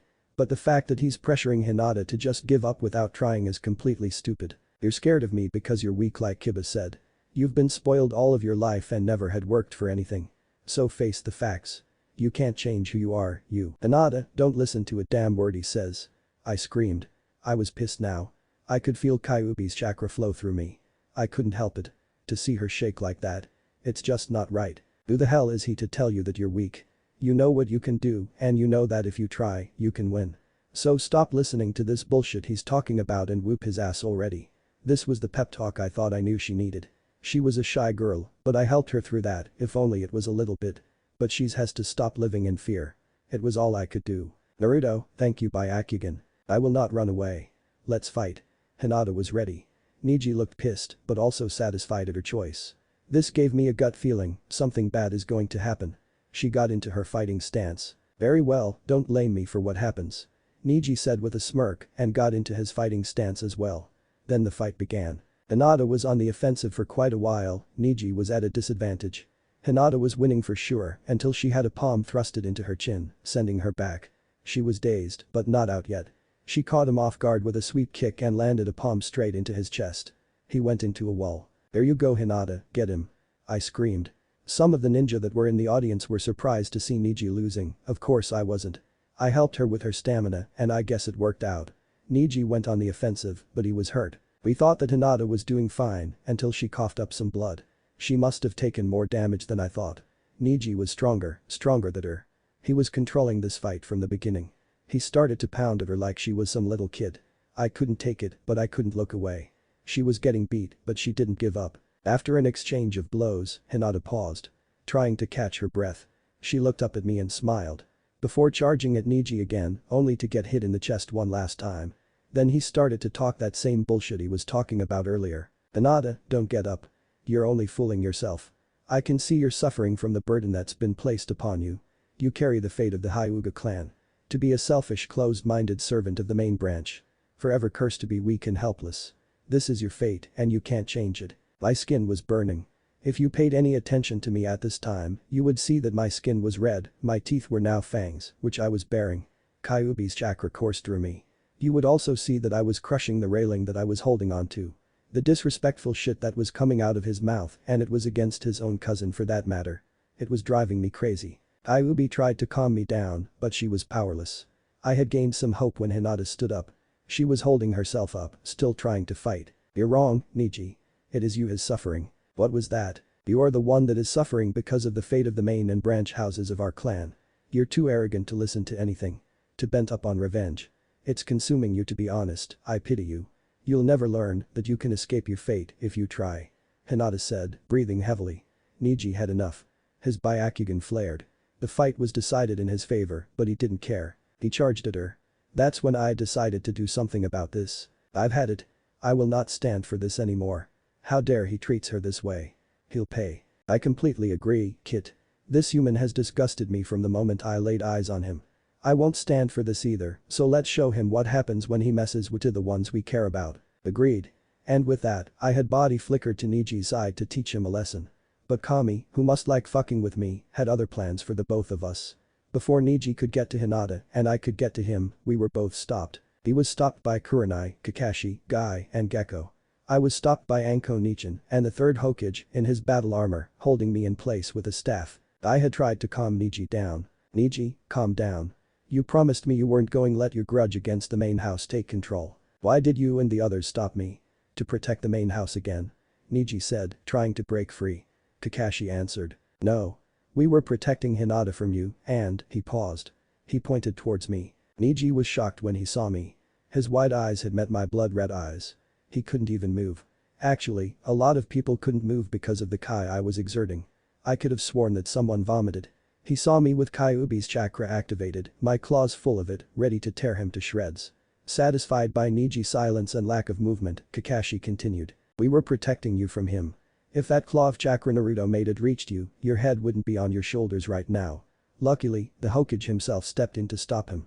The entire audience was scared. To have the leader of your village stop you meant that you were either way out of line or you were a major threat. I looked around, everyone was petrified because of my appearance. Audience paused. No human has that kind of chakra. Is he like Gaara? Baki. That's demonic chakra, but what demon is it? Tamari. What the he's like Gaara. Kankuro. My Kikai are going crazy. What kind of chakra is that? Shino. Naruto. Anko. Oh shit. This is Ibiki to Anbu Ibiki. Naruto, you've done it now. Shikamaru. This is he's just like me Gaara. Naruto. What power is that? Ino. They have to be stopped by the Hokage himself. How strong is Naruto? Sakura. You've dug your own grave. Guy. Oh no, that chakra. We've got to calm him down now. Kurenai. I've got to calm him down before we all get killed. Kakashi. Naruto. I understand, but this is going too far.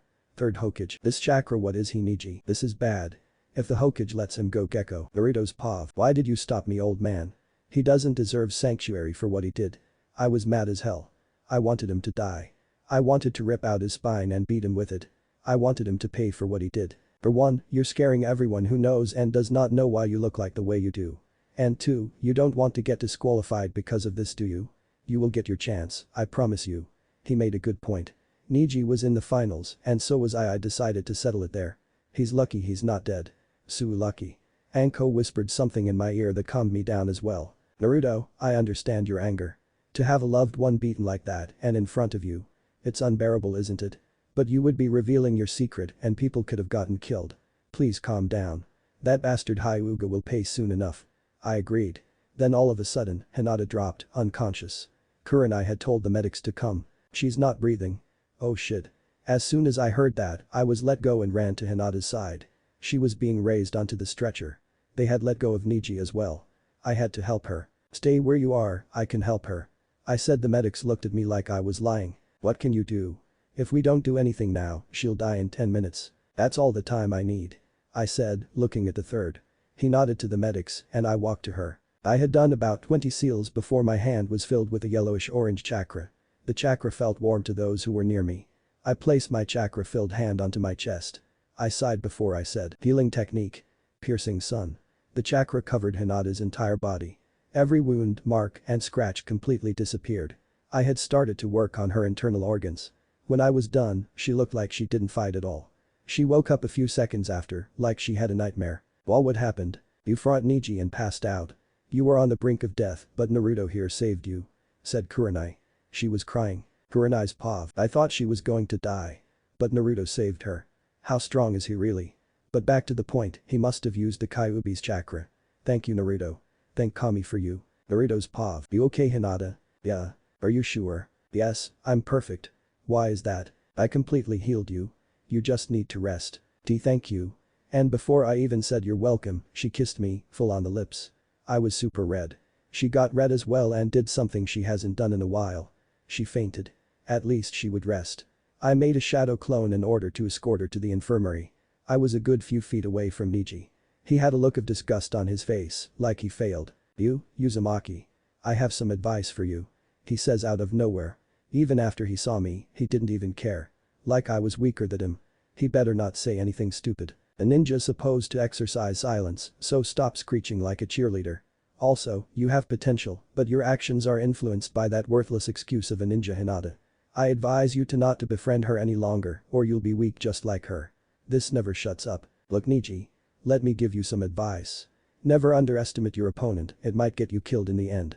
Also, I still had Kyuubi's chakra in my system, so I decided to make my point heard. Never disrespect Hinata in front of me. Don't bring your personal problems onto and if you become my opponent in the finals and I find out that you tried this again, I had extended my hand claw and blanketed it with a piece of Kyuubi's cloak. I will kill you and no one can stop me from doing it. Chapter 6. I am who I am. It had been 3 days after the second part of the chunin exams and I already have a plan for my training. I would find someone who hasn't trained me yet. Most of my skills are okay, but my chakra control could still improve. I need better exercises instead of the leaf balancing thing. So I decided to visit Iruka for some other exercises. Hello, Naruto. You started to train yet? Actually, Iruka Niasen, that's what I'm here for. I need some new chakra exercises. Okay. Well, how about the chakra radar? What? I didn't know we could do radar. That's so cool. Well, first you cover your entire body in chakra. It'll act as a second skin. When you feel that you're completely covered, spread it outward. Your chakra will be in the air. Any disturbance your radar detects, you will feel a distinct feeling. That feeling will help you identify a person's chakra. Try it now. And I did what he told me.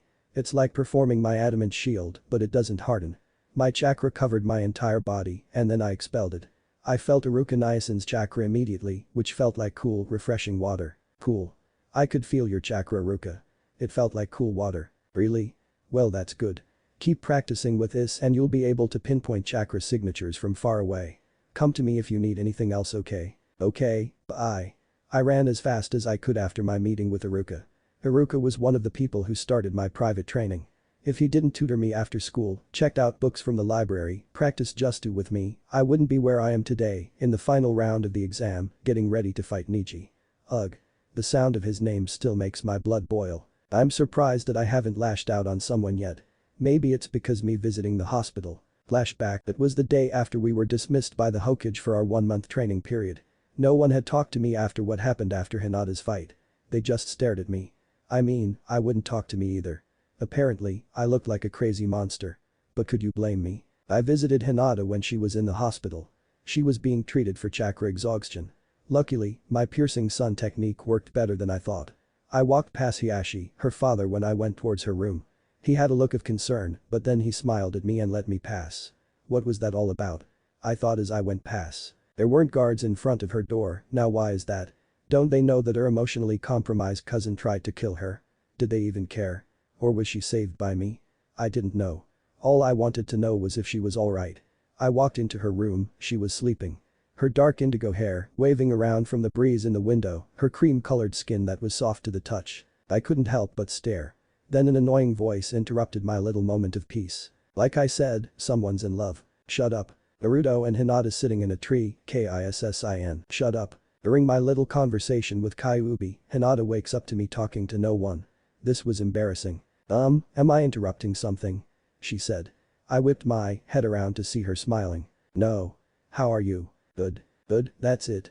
I mean, your cousin tried to kill you, and you feel good. Yeah, they said that I'll be able to leave in about 3 days. So I'm good. And I knew that he would something like this, so I understood. It's not his fault. How do you feel? What do you mean it's not his fault? Yeah. It's as the elders of my clan's fault. They did something that changed his life. What did they do? I can't say. So, how are you? Are you sure you want to know? Naruto. When she said my name without the honorific, it meant that she was serious. He needs to pay for what he did. I already decided on it. Don't kill him. He's just emotionally wrecked.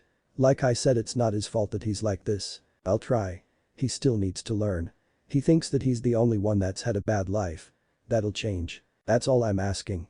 And with that, we started making out for about 5 minutes. Then flashback, after my visit with Hinata, I went to Kiba's room. He was pretty banged up. I healed him and said that he needs to stay in her for another week. He complained, but agreed. I left out of his room and ran into Sakura and Ino. They were carrying some flowers. Were they visiting someone? Hey girls. Hey Naruto. You okay? Sakura said. Her voice was very low. She looked kind of scared of me. Ino had a mixture of looking scared and looking confused. A few seconds of silence passed before Ino broke it. You here for Hinata? Yeah. And I healed Kiba. Who are you here for? And in unison they both said Sasuke. Of course. We may be friends now, but it still irks me that these girls fawn all over him and he doesn't care about it. Maybe it's not his fault. They might want just because of his clan. I just don't know. Even if we are friends, I still feel sorry for him. Then I was surprised with what Sakura said next. Oh, and I also have some flowers for Rock Lee. He fought well out there and it's the least I can do. Sakura said as fast as possible. Wow, did Bushy Brow get her attention? And why do I even care? I don't like her anymore, I got Hinata and I am good. I don't need anybody else. Wow. Okay then, I going to go train. Tell him that I said hi, okay? I'll see you guys later.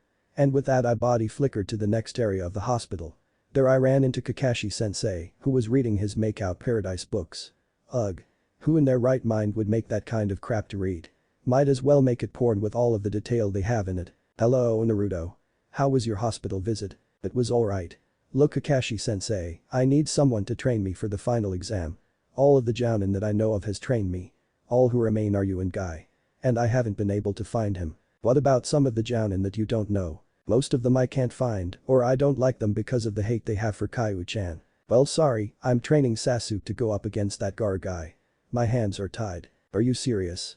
Come on. He has the damn Sharingan, all he'll do is copy other people's Justu and use them.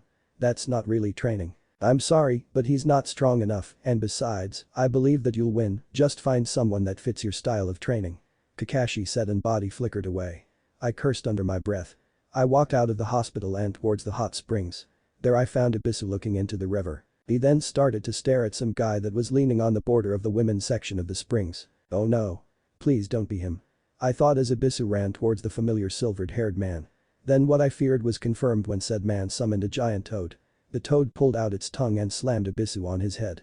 I was going to have to talk to him after all. Hey. I said pulling the man's coat. He looked at me with confusion, like he recognized me. He better, I'm his godson for Kami's sake. His silver hair tied into a ponytail. With a red vest. How could I not recognize him? What is it, kid? That's it. I haven't seen you since I was 5 and all you can say is what is it? Do I know you? He said with a confused face. Are you kidding me? He doesn't even remember me. You don't remember me, do you? Should I? Yeah. I mean, I am the legacy of the 4th after all. And that it got his attention. He saw my father in me for a second before returning to the present timeline. His face still confused. But then it turned back to normal. So, what is it? Out of all of the things he could say. Hi Naruto, how are you? Sorry for not visiting for 7 years. Here's my reasons. I had let my anger subside. Save it for Niji. I thought as I answered him. I'm in the chunin exam and I need to train. Can you help me? Maybe. I could teach you a jutsu. Also I could teach you how to walk on water.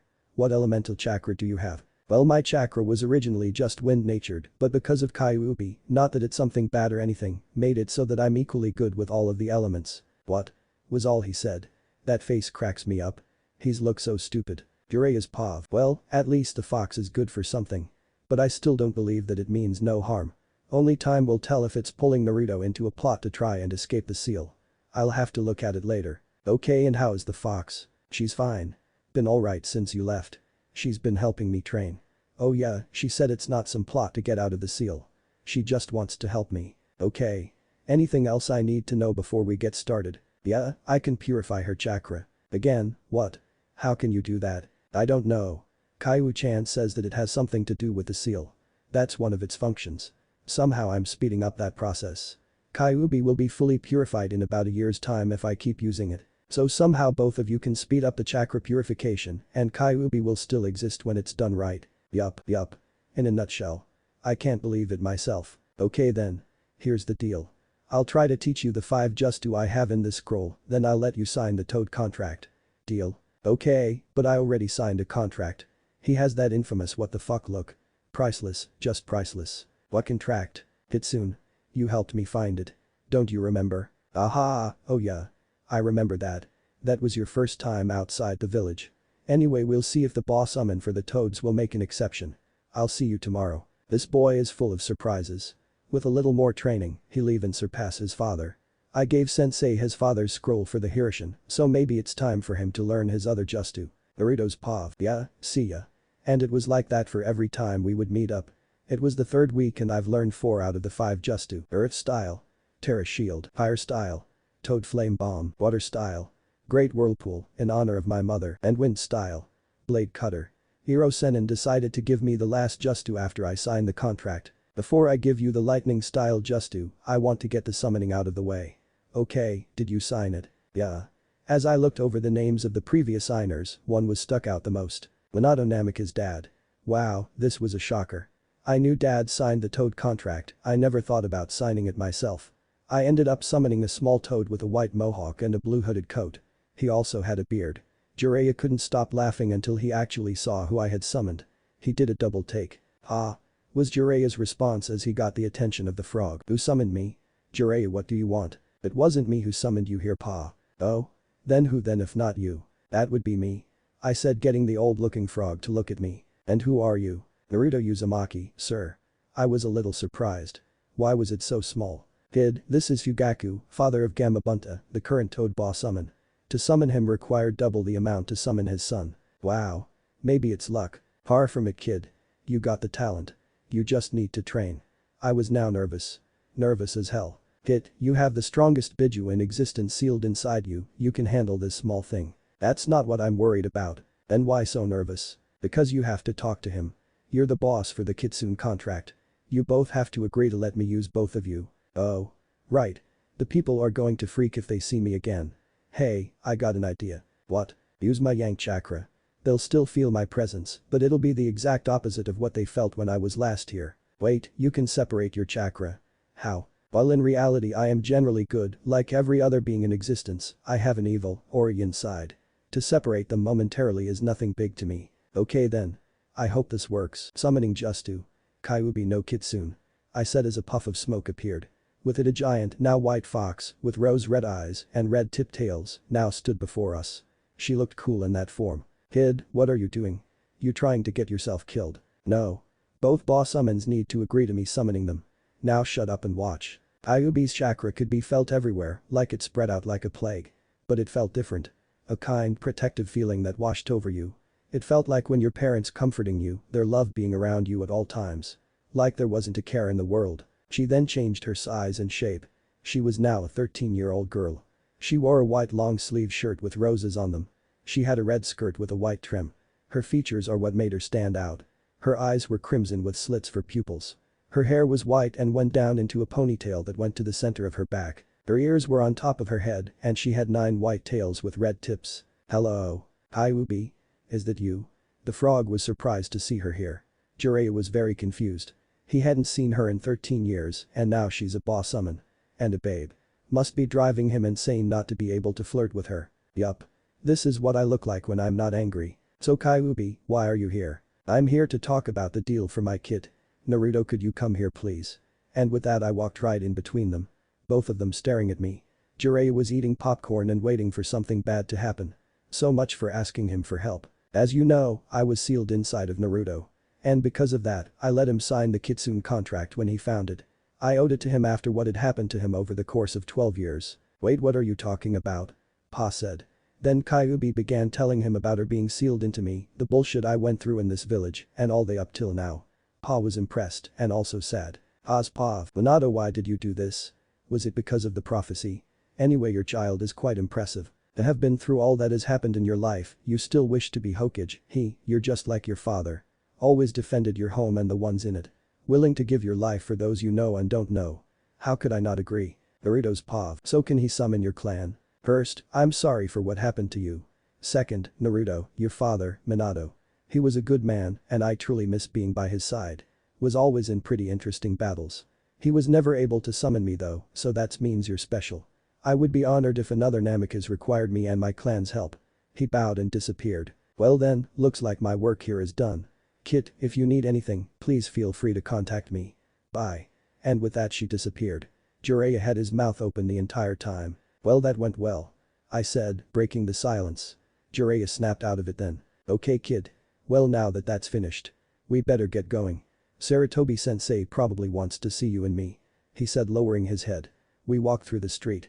I had my jacket off and my headband on my neck. The villagers gave me various looks. Glares, confused faces, blushing, the works. Then a new look that I never received came. A smile. Not a fake, disguise my hatred smile, but a genuine, natural smile. And it was towards me. Jiraiya was fuming over the female attention that I was getting.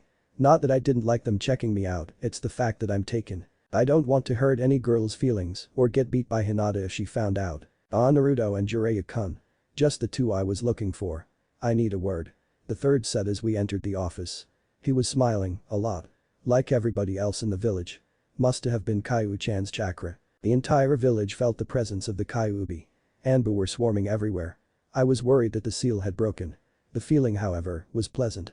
Like the feeling you get when something great happens, but 10 times as joyful. Why is that? It's because of Kyuubi Jiji. I can summon her and her clan because Iro-senin and I found her contract. Jiji was dumbfounded when he heard this. That still doesn't explain the feelings we felt. You're gonna flip after hearing this. Said Jiraiya, interrupting our conversation. Oh yeah. I can purify her chakra, with her help of course. What you felt was the effects of her purified form. Jiji's jaw nearly fell off after what I said. I mean, I thought it was going to be impossible at first, but proof was all I needed.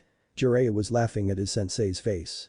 His jaw nearly hitting the desk. Naruto, are you sure that you can summon Kyuubi safely? No ill effects of any kind? No altering changes to you? No. It is purely because of me and the Kitsune summoning contract. And by the way. That thing was tattered and beat up when we found it. There were thousands of names on it, now including my own. There weren't any names in the scroll that popped out. And because of the scroll's existence, Kaiwu-chan becomes the boss summon, completely bypassing the seal. Gigi was a little worried. I knew if I said that, he would be concerned. Don't worry, she returns to the seal when I believe that she's done. I see. I'll take your word on it and add it to your private family records. Seeing as you're going to be a clan head in the future. Oops. I wasn't supposed to say that. That phrase was in the air for a while before I let it register. What? I'm going to be a clan head? How is that even possible? Well, Naruto Namikaze, it's quite simple. Your father, Minato, our fourth Hokage, came to this village and established a clan as soon as he gained leadership of the village. And if he were to have an heir, he or she would belong to his clan, if they wished so. The same goes for your mother before she privately married your father. Hashina, as you know, was part of the village hidden in the whirlpools. Her grandfather being the leader at that time. She came here as a refugee and only survivor of that act of genocide. I was whimpering because of the story. My mother's entire clan was destroyed. I couldn't understand why someone would do such a thing. I wanted to avenge them, but then I would be no better than Sasuke, who's surprisingly getting out of his brooding phase, but not by much. I let the third continue. In short, Naruto, you have a choice of being the head of either the Uzumaki clan or the Namikaze clan. Which one will it be? I was thinking about this really hard. I was torn between them. But then I realized something. It didn't matter whose clan I picked. I just needed to make sure that I make both of them proud. Gigi, I've decided to join and rebuild the Uzumaki clan. I know that my father has enemies outside these walls, as well as my mother. But I don't want to be seen as the son of the fourth. I want to be seen as my own person, which I will do with my mother's clan. Well said, Naruto. I'll tell the council before the finals begin. And speaking of your mother. These were left for you by her. The third said as he pulled out 2 scrolls. One scroll was the size of a blank writing scroll. The other was as big as the forbidden scroll. The small scroll is a message from your mother. The second scroll has artifacts that she salvaged for the ruins of the Whirlpool village. Please take your time looking through them. That is all for now, Naruto. I'll see you in the finals. Okay. And Gigi. Yes, Naruto. For what it's worth, Kyuubi said that she's sorry for what happened. It wasn't her fault. Orochimaru and Madara Uchiha killed her family and then, well, you know the rest. This took the old man for a loop. All this time he believed that Kyuubi did this by herself, but to find out that Orochimaru was angering him. But to also have Madara, who was believed to be dead, have a part of this, made him feel worried. Thank you for sharing this with me, Naruto. This info will be ranked SS and will not leave this room. Is that understood? Jiraiya and I both snapped at attention. Yes. And with that, Jiraiya and I left the Hokage's office with tears running down our cheeks. I was happy to have found out more about my family. And I promised to make them proud, no matter what. I could guess why Jiraiya was crying, probably going over memories of both her and dad. Never saw him as a father figure material. I was also relieved that I was closer to clearing Kaiu-chan's name. I hope this plan works. I reviewed the last Justu scroll, which contained the Justu lightning style. Lightning Dragon. This Justu was the coolest out of all of the Justu I learned over these 3 weeks. I knew that I was ready to give that bastard Neji the beating of his life.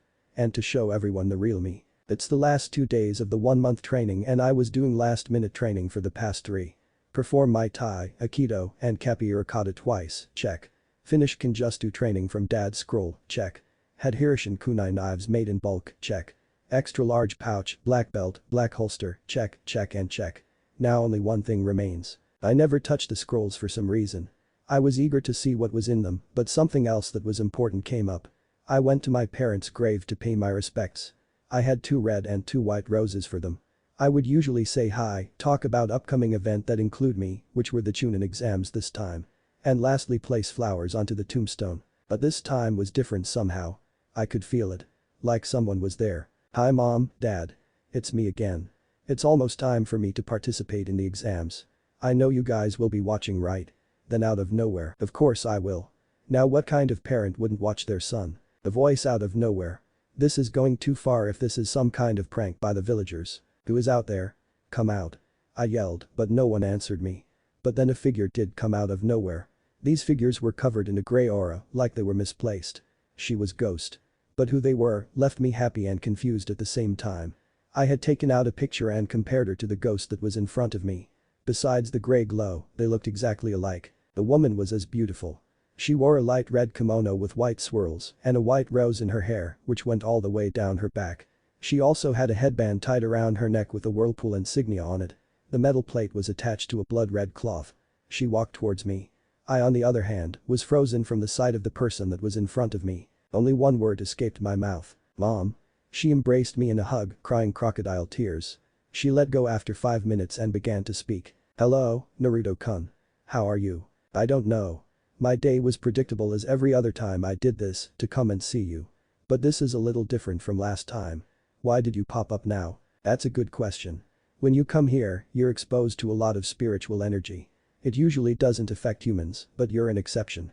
Because you have the Kyuubi inside of you, who's an elemental spirit, you are connected to the spirit realm. You can see and talk to ghost." This rattled my brain a bit. From Kyuubi jailer to ghost whisperer was not part of my plan. But at least I get something out of this. "Kyuubi, did you know about this?" "Yeah, but I never thought that you would run into ghost, so I never brought it up." "Oh. Never mind. So mom. Why are you here? Why haven't you passed on?" "Another good question. You see. I had already passed on. But I'm now considered your guardian angel. After years of bargaining, I gained access to the realm of the living in order to meet and protect you until you die. I'm here to teach you, help you, and finally be there for you. If I wasn't so weak, I wouldn't have died and you wouldn't have been alone. I understand your anger, your depression, and shock about this. But I will try my best to help you and be the mother you deserved," she said, hugging me again. Her warm skin against my face felt like heaven. There was so many questions that I wanted to ask. So many. "Mom. I could never be mad at you. I was brought into this world by you. You gave up your life so that I could have one. You're my hero because of that." I hugged her harder. She was crying too. "I'm glad. Thank you Naruto, thank you so much." "Hey, Mom, you're going to be here in the cemetery, right? Actually, I'll be following you from now on." "Oh. Okay then, can I ask you something about our family?" "Sure, anything. We have a Kekkei Genkai." "Actually we do. It's called the God's Shield. Its description is in one of the scrolls I left you.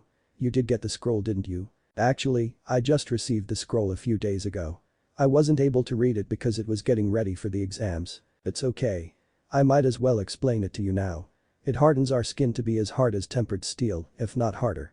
Most attacks except justice will not even lay a scratch on you. Chakra-based attacks will do at least half of their original damage. It also gives us a longer lifespan by reviving a few dead skin cells while making new ones. Also our senses increase in strength, but those and the skin hardening will come at a later stage of development. We also gain an insane amount of stamina and chakra that only gets bigger as we become adults. We never found out why this is. It's activated as soon as we become aware of it. I know it's stupid, but that's how it works. This bloodline was why we were hunted. To gain its power and literally make super ninja, our blood would guarantee the transfer of our abilities. The Uzumaki were some of the first ninja clans before recorded history, and our power was wanted by everyone that knew of our existence. When the Whirlpool Village was established, we only let out the info we wanted to make public. Those who couldn't get the power of our blood tried to take it. But my grandfather saw this coming and sealed everyone in the family's power so that in death would it be destroyed. An invasion of our village took place and everyone was killed.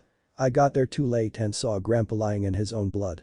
He told me to get to the vault of our mansion and seal its contents into scrolls. Then he told me to go and live how I wanted and never return here. I didn't want to, but I agreed and left my home, forever. I wanted revenge. The people behind it were from the Hidden Mist Village and Hidden Cloud. The Mist Ninja just wanted the land. The Cloud Ninja wanted our bloodline.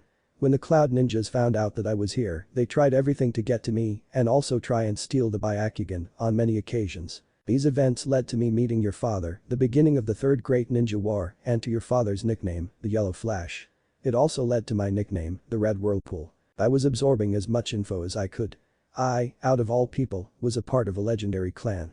A secret clan for that matter. I was also mad. My entire family was gone, erased from history itself. I was so mad. Mom saw this and asked if I wanted her to continue.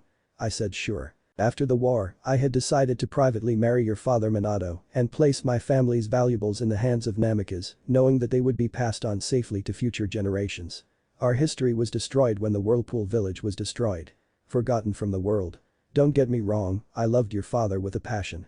A clan like his was just as extinct as my own. We were the last of our kind and we wanted to fix that. So he decided that we get married and have kids. The Hyuga clan were the only family that knew of this because their clan head got married at the same time we did. My history is probably the oldest in existence. I felt kind of old now. But according to Mom, thanks to our bloodline and to Kaiu-chan, it'll take a while for me to age. And my parents have history with Hiashi, the current head of the Hyuga clan. That was a shocker. No one who ever fought an Namikaze had lived. Well, except for me, that bastard Orochimaru. Mom clenched her fist. I growled at that name. Mom smirked at me. She knew that I would eventually grow to dislike the snake like she did. I told her about my fight with him and how I whooped that ass. She was laughing so hard she almost went back the spirit realm from the pain. After our little laugh, she continued. And when I found out that I was pregnant with you, I had decided to retire as a ninja right then and there.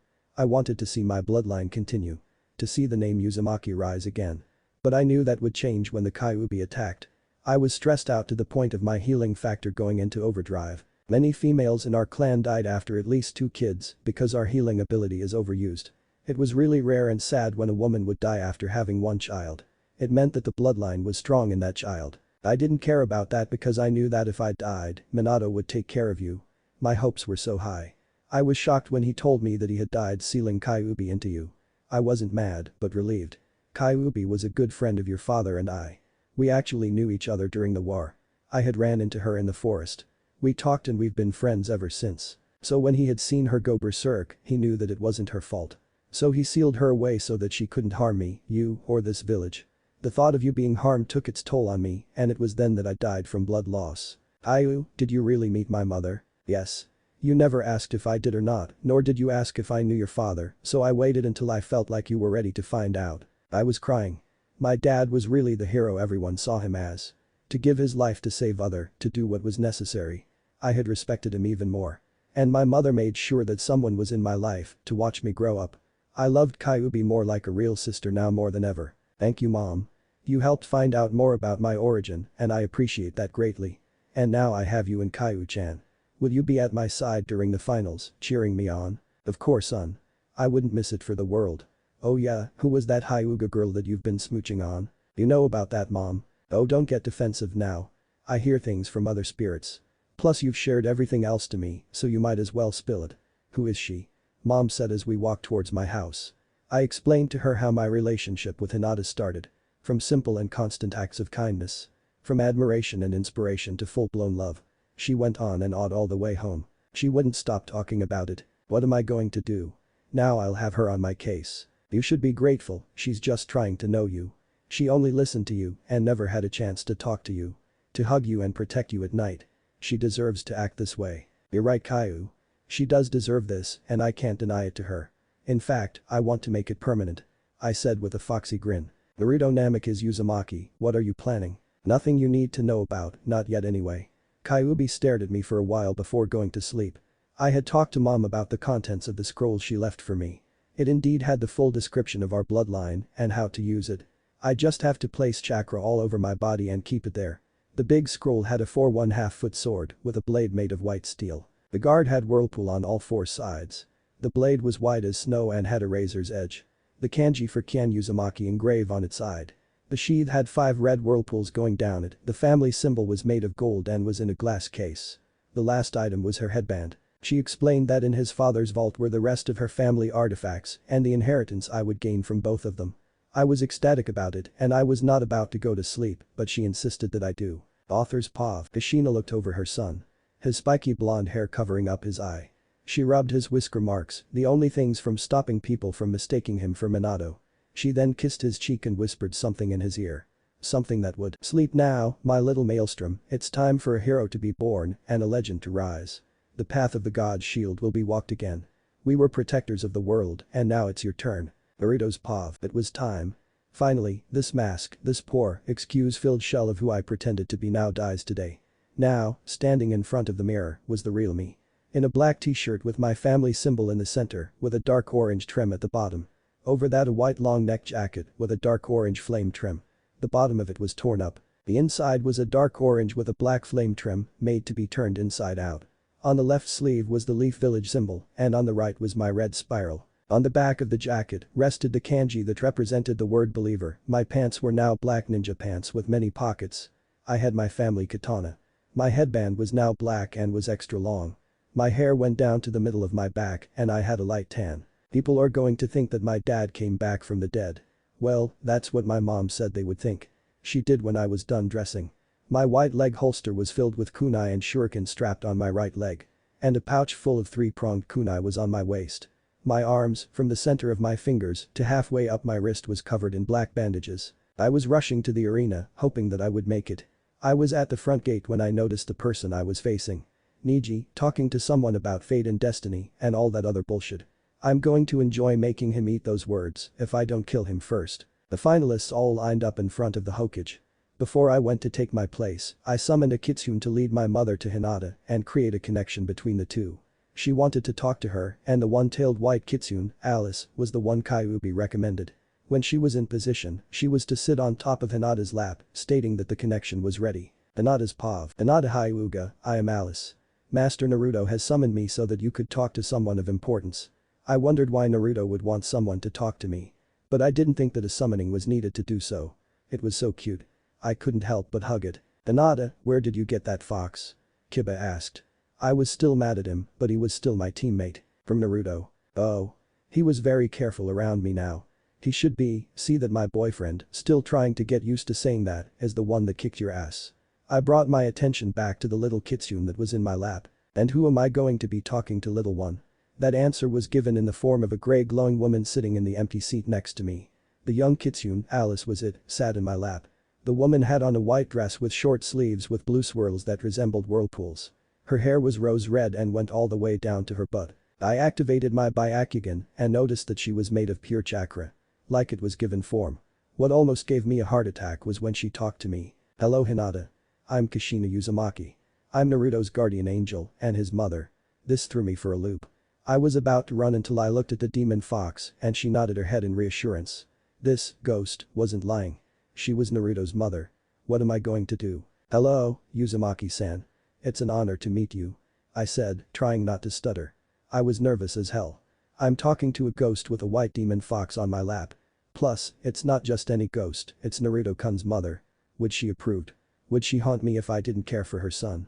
Would she even like me? Hinata, please, call me Kushina, I always hated formalities. I was surprised. She acted like Naruto-kun so much. From the same big eyes, except they were green, to her big grin. She was very kind. Okay. Kushina. Has Naruto TT told you about our relationship? Damn, the stuttering is back. I need to stand my ground and be calm. I can do this. Stay calm. Yes. And I'm not surprised that he picked you. After all, he's not into loud mouths like me. I'm quite glad that he picked you. Ah, you look so much like Miser. You knew my mother. How? Of course I knew her. She was my first friend when I moved here. I actually hooked her up with Hiashi and got married right beside her. She was a beautiful woman. I couldn't believe it. Not only did she know and befriend my mother, but she was the reason my parents got married. She's the reason why I was born. I was crying, but also tried to hide it because Kiba was listening and my father was watching me. Thank you Kushina. I never knew how my parents met. You're basically the reason that I'm here in the first place. It's nothing. Just make sure you take good care of my little Naruto-kun, okay? I blushed furiously from that comment. I hadn't blushed that much since my first makeout session with Naruto. I couldn't help but giggle. Yes, I will. Good. Now let's enjoy Naruto kick some ass. Right, but of course. I thought me and her are going to be great friends. Naruto's pav, the proctor named Genma Shiranui, was reviewing the rules before asking for me and Niji to step in the center of the arena. I was standing next to Hinata and gave her a kiss, which got me some glares from her father, Hiashi, and some of the villagers that were in the arena. Wish me luck. Oh hold on, I changed my eyes into Kyuubi's and everyone that stared backed off. I kissed her again and walked away. The women in the arena were staring holes into me. They didn't blink. Like they were sentries. They must be checking me out. Giggles. And in a flash of orange light I appeared a few feet in front and away from Niji. Audience's pav. Who is that tan god of a man? Wait, Whiskers, Naruto Ino. Don't kill him, Naruto-kun. Hinata. Good luck son, oh and good choice. Hinata's a keeper. Kushina. Damn Naruto, you look fine. Don't walk into an alley tonight or you might be in trouble. Anko. Naruto. I swear to God I thought that was the fourth. Like father, like son I suppose. Kurenai. This is the pride of our village Kazuki Ijzama, Naruto Namikaze Uzumaki. He's a force to be reckoned with. The third. The Namikaze. That boy is the son of Minato Namikaze. That boy, he's that blasted Minato's son, he's a major threat and must be dealt with. He must die. Kazuki Urachimaru. Naruto, you've grown strong. Kabuto. Alright Naruto, show them what you got. Shikamaru. Uzumaki Gaara. This boy is cute, I might not go with the plan if I have to kill him. But he's also like Gaara. He'll probably stop Gaara if he gets serious. Temari. This boy is a danger to our plans. Gaara has to kill him first. Kankuro. This boy is like Gaara. What biju does he contain? Baki. He smells like foxes, but not any fox I know. What's up with Naruto? Kiba. Naruto is cute. Wait, I like Sasuke. But Naruto Sakura. And I guess it's time. Good luck, Naruto. Asuma. Hirshin Minato, your cub is full of surprises. Sumin Yazuka. Minato, I'm sorry I couldn't help him. But I will not let him suffer anymore. After this fight, things will change. Hiashi. Like Yukai are acting the same way they did during the second exam. Who are you, Naruto Uzumaki? Shino. Naruto Pav. I stared at Niji. The hate and arrogance in his eyes makes me sick. He thinks that because he follows the designs of fate, everyone else must follow theirs to the letter. This is when my mind went into a one-track phase. Whoop his ass. And that's the plan. The proctor stepped forward and waved his hand to get our attention. The first match, Naruto Uzumaki, I interrupted. Naruto Uzumaki was not my full name. It was not who I was. He needed to be corrected. Proctor. Why did you interrupt me? I needed to correct you. That's not my full name. I'm sorry then. What is it then? Everyone in the audience leaned in to hear me. Those who knew were smiling while the others were wondering what I was talking about. Here was the answer they were looking for. It's Namikaze Uzumaki. My full name is Naruto Namikaze Uzumaki. It felt like time itself froze. Some people were smiling their ass off. Others were in an uproar, calling all sorts of names. Shouting all sorts of bullshit. How dare you use the fourth's name, stop mocking him and what he stood for. Yeah. Shut up. You could never be a part of the fourth's family. And all other nonsense. Now I was pissed. How dare I? How dare they treat my father's wish like it didn't mean shit. How dare they treat me the way I was treated for 12 years straight. 12 years my life and the way it is their fault. Like they're saints. I had shut them up by unleashing 2 tails worth of Kyuubi's Kai. Everyone was either frozen, throwing up, or soiling themselves. Some were doing all three. I had roared to make one thing and one thing clear. This is who I am, people. What I say is the truth. This is me, either deal with it or shut the fuck up. Chapter. Pride of God. Naruto's Pav. The audience were enraged but kept their mouths shut. After my little outburst, they better be keeping quiet. Some of the adult shinobi were also angry. I could see the rage building in their faces. Looks of disgust, worry, confusion and oddly enough, relief and happiness were coming from the people I did know who were in the audience. Audience's Pav. Hashina-chan, did he just say Namikaze? Hinata. He sure did. Be proud of him, your boyfriend's the son of the 4th Hokage. Kushina. Naruto, an Namikaze. That's impossible. According to the records, the 4th was an orphan. No family at all. So how is Naruto related to him? Unless Kiba. Namikaze, that's the 4th's last name. They do look alike, Took him long enough. This day is going to be so troublesome. Shikamaru. Ugara. A Namikaze, this is even worse than I thought. We have to think of something quick. Baki. Finally, I will have my revenge on that fool Minato, and killing his only son will do the trick. Orochimaru. Well done, Naruto. I need to make preps for you introductions as a clan head. 3rd Hokage. The Namikaze, no wonder Lord Orochimaru lost. Kabuto. Naruto's Pav. What are you talking about? Uzumaki the 4th never had any relatives. Said Niji. Of course no one would believe me. The vessel of the Kyuubi no Kitsune could ever be related to the one who defeated it. Impossible, right? That's what's probably going through their minds right now. Niji, what you know about the 4th and what he did that night is a lie. But we'll talk about that later. And without another word, I threw a kunai with a paper bomb attached to it. The audience and Niji were expecting an explosion. But what they didn't know was that it was a decoy. It used for me close the gap between Niji and me. He planned on catching it and throw it back at me, but he didn't notice the formula for the Hirshin on it. That led to me getting in his face. Where are you going? How did you? I ignored Niji's question and begun another verbal assault. I heard, as we've seen over the years, that the Hyuga clan favor close combat over anything else. Supposedly, you guys are the best at it. Let's put that to the test. And with that, I got on my hands and sent a kick toward Niji's ribs. It made contact, but did little damage. He retaliated with a sweep kick, but ended up hitting nothing. Why?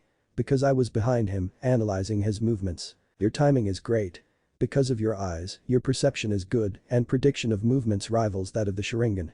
You've spent years mastering your Taijutsu, but lack almost anything else besides that. It's a shame, really. The closed-mindedness though is funny. What did you say? Niji's veins were popping out of his head. They looked alive almost. I thought, good. He's getting mad. That was my plan, to get him mad, to throw him off his game. You and your clansmen only use Taijutsu.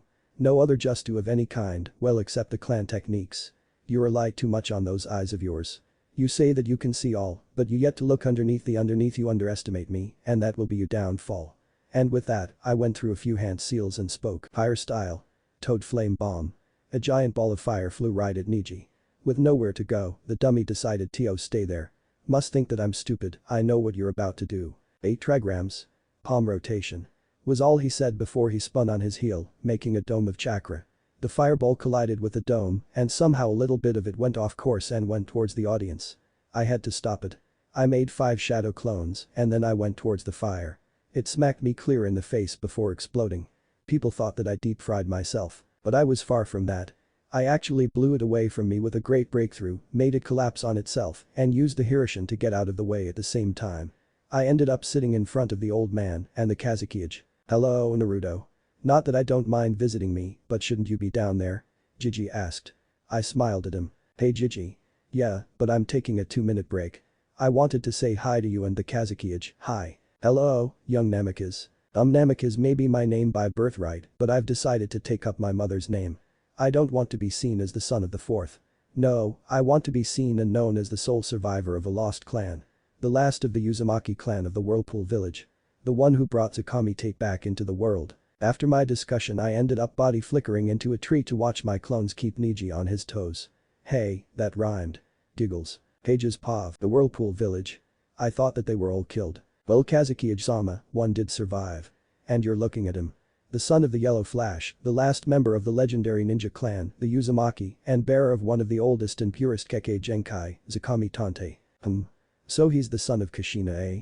Well, all the better reason to kill him. That cursed blood gave me my idea of immortality, but because it seals itself, that power can never be mine. Damn it. Naruto's Pav. "Ayu-chan, did you smell that?" "Yes. The Kazekage has that overwhelming smell of snakes on him. It's got to be Orochimaru. He must have killed that man in order to trick the Sand Village. I can understand that, but why? Unless he's invading. Quick, the chakra radar. Tell me if you sense any foreign chakra." 3 minutes later. "Oh no. Naruto-kun, there's an army foreign chakra signatures all over the outsides of the village. They cover the entire perimeter of the wall. We have to tell the old man about this." "I know, Caillou, I will as soon as I beat Niji's ass right quick. I can't give up this fight." "I understand. Hurry up anyway, that boy's eyes are starting to get on my nerves." You and me both." My clones were on the offensive, each using a different fighting style in tandem. Clone 1 used kickboxing to get used to Niji's timing. While Clone 2 and 3 used capoeira and Muay Thai to get him off balance. With rising knees to the face, which he dodged, and flares to sweep his feet, it was working. I noticed that Niji would stiffen when he moved. Probably deciding on what to do. Clone 4 would be the last go up against him. His gentle fist was impressive, sending surges of chakra into my clone's body in order to disrupt what chakra they had. That would work if Clone 4 stopped using Aikido to brush off his attacks and then counter by throwing him. And if the throw didn't get him, my other clones would meet him with knees, kicks to the head, and acrobatic-like attacks to his midsection. To be confused would be the wrong thing to say. More confusion came his way when Clone 5 began to use the Terra Shield to drive Niji into the other clones. Niji's Pav. What's going on? These clones shouldn't be able to get past my defenses. And these fighting styles, 2 for offense, 1 for defense, and one of those 4, make unpredictable movements to disguise its attacks. Not to mention the blocks of earth that keep popping up. He's completely defending himself against my attacks. But I cannot lose to him. Fate has already decided me as the victor, and I can't let it go off course. They all rushed towards me with attacks at the ready, but then I saw a glimmer of orange light coming from a tree. He did that during the prelims. That means that he's been watching me. He was gauging me. How dare he treat me like some weakling? Like Hinata. Well then, I guess I have to turn it up a notch. Rotation. As I slowed down, I saw an additional Uzumaki land near his clones. Must have tried to get an attack in while trying blend in with his clones. Not bad. But fate has dubbed me the winner, and I just noticed something in my favor. As I said before, you have potential, but staying near Hinata has made you weak. This fight is over. And how do you see that? Because you're in range of my 8 trigrams. Naruto's Pav. Shit.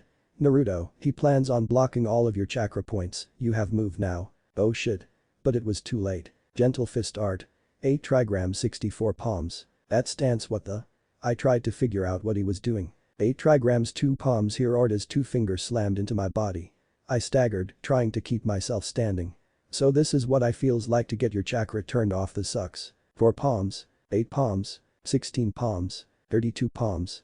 The pain was unbearable. I couldn't help but scream in agony. The last thing I was his hands coming towards me. This is gonna hurt. 64 palms was the last thing he said before I hit the ground. My clones disappeared. I couldn't feel my chakra anymore.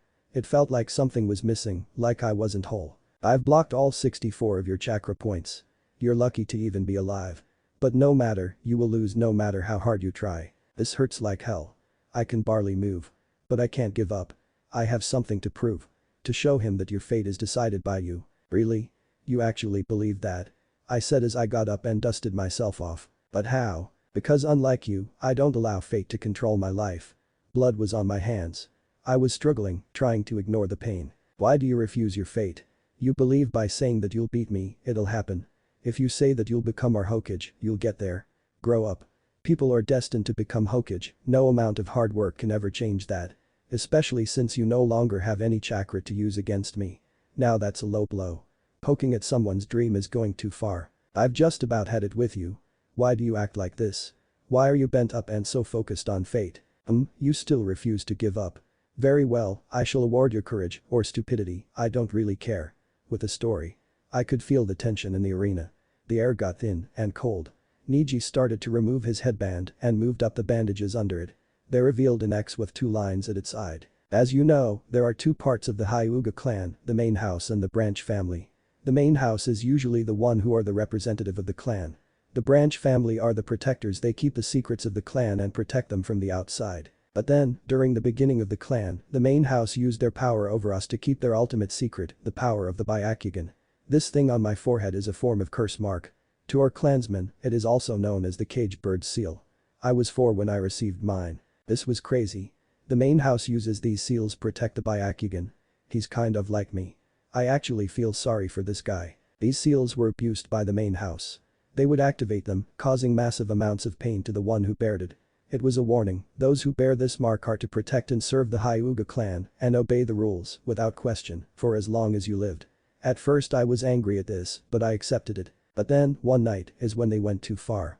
The night that they murdered my father. What? Your father was murdered? By your own clan? Yes. It was the night that we signed a treaty with the village hidden in the clouds. Hinata was 3 at this time. Hinata's father and my father were twins, with Hiashi being the firstborn by a few seconds. So guided by fate's hand, my father Hisashi became a part of the branch family by default. There was anger in his voice. Whatever happened to him, it's eating at him. It taking all of his will not to cry. The village was celebrating the alliance. But that treaty was nothing but a cover-up. The Cloud village sent a ninja to our village and he tried to kidnap someone. They wanted the Byakugan, didn't they? Everyone gasped. Probably surprised at the fact that I know this. How did you know that? I have my sources. Now please continue. Very well. A ninja crept into our compound looking for a Hyuga to kidnap. They ended up grabbing Hinata. That I didn't know. Why didn't she tell me? Probably the same reason that I'm not telling her about Kaiu-chan. She's probably scared. I need to talk to her about this later. The ninja would have succeeded if Hiashi had not intervened in time. The Cloud ninja was an elite jounin. And when they found out that he was killed, the Cloud village lied about sending him here, claiming it was a trick. They were about to start the war all over again unless they received justice. They wanted the person that killed their ninja. They wanted Lord Hiashi. But the elders of the clan decided that they would give them a body. But no Hiashi.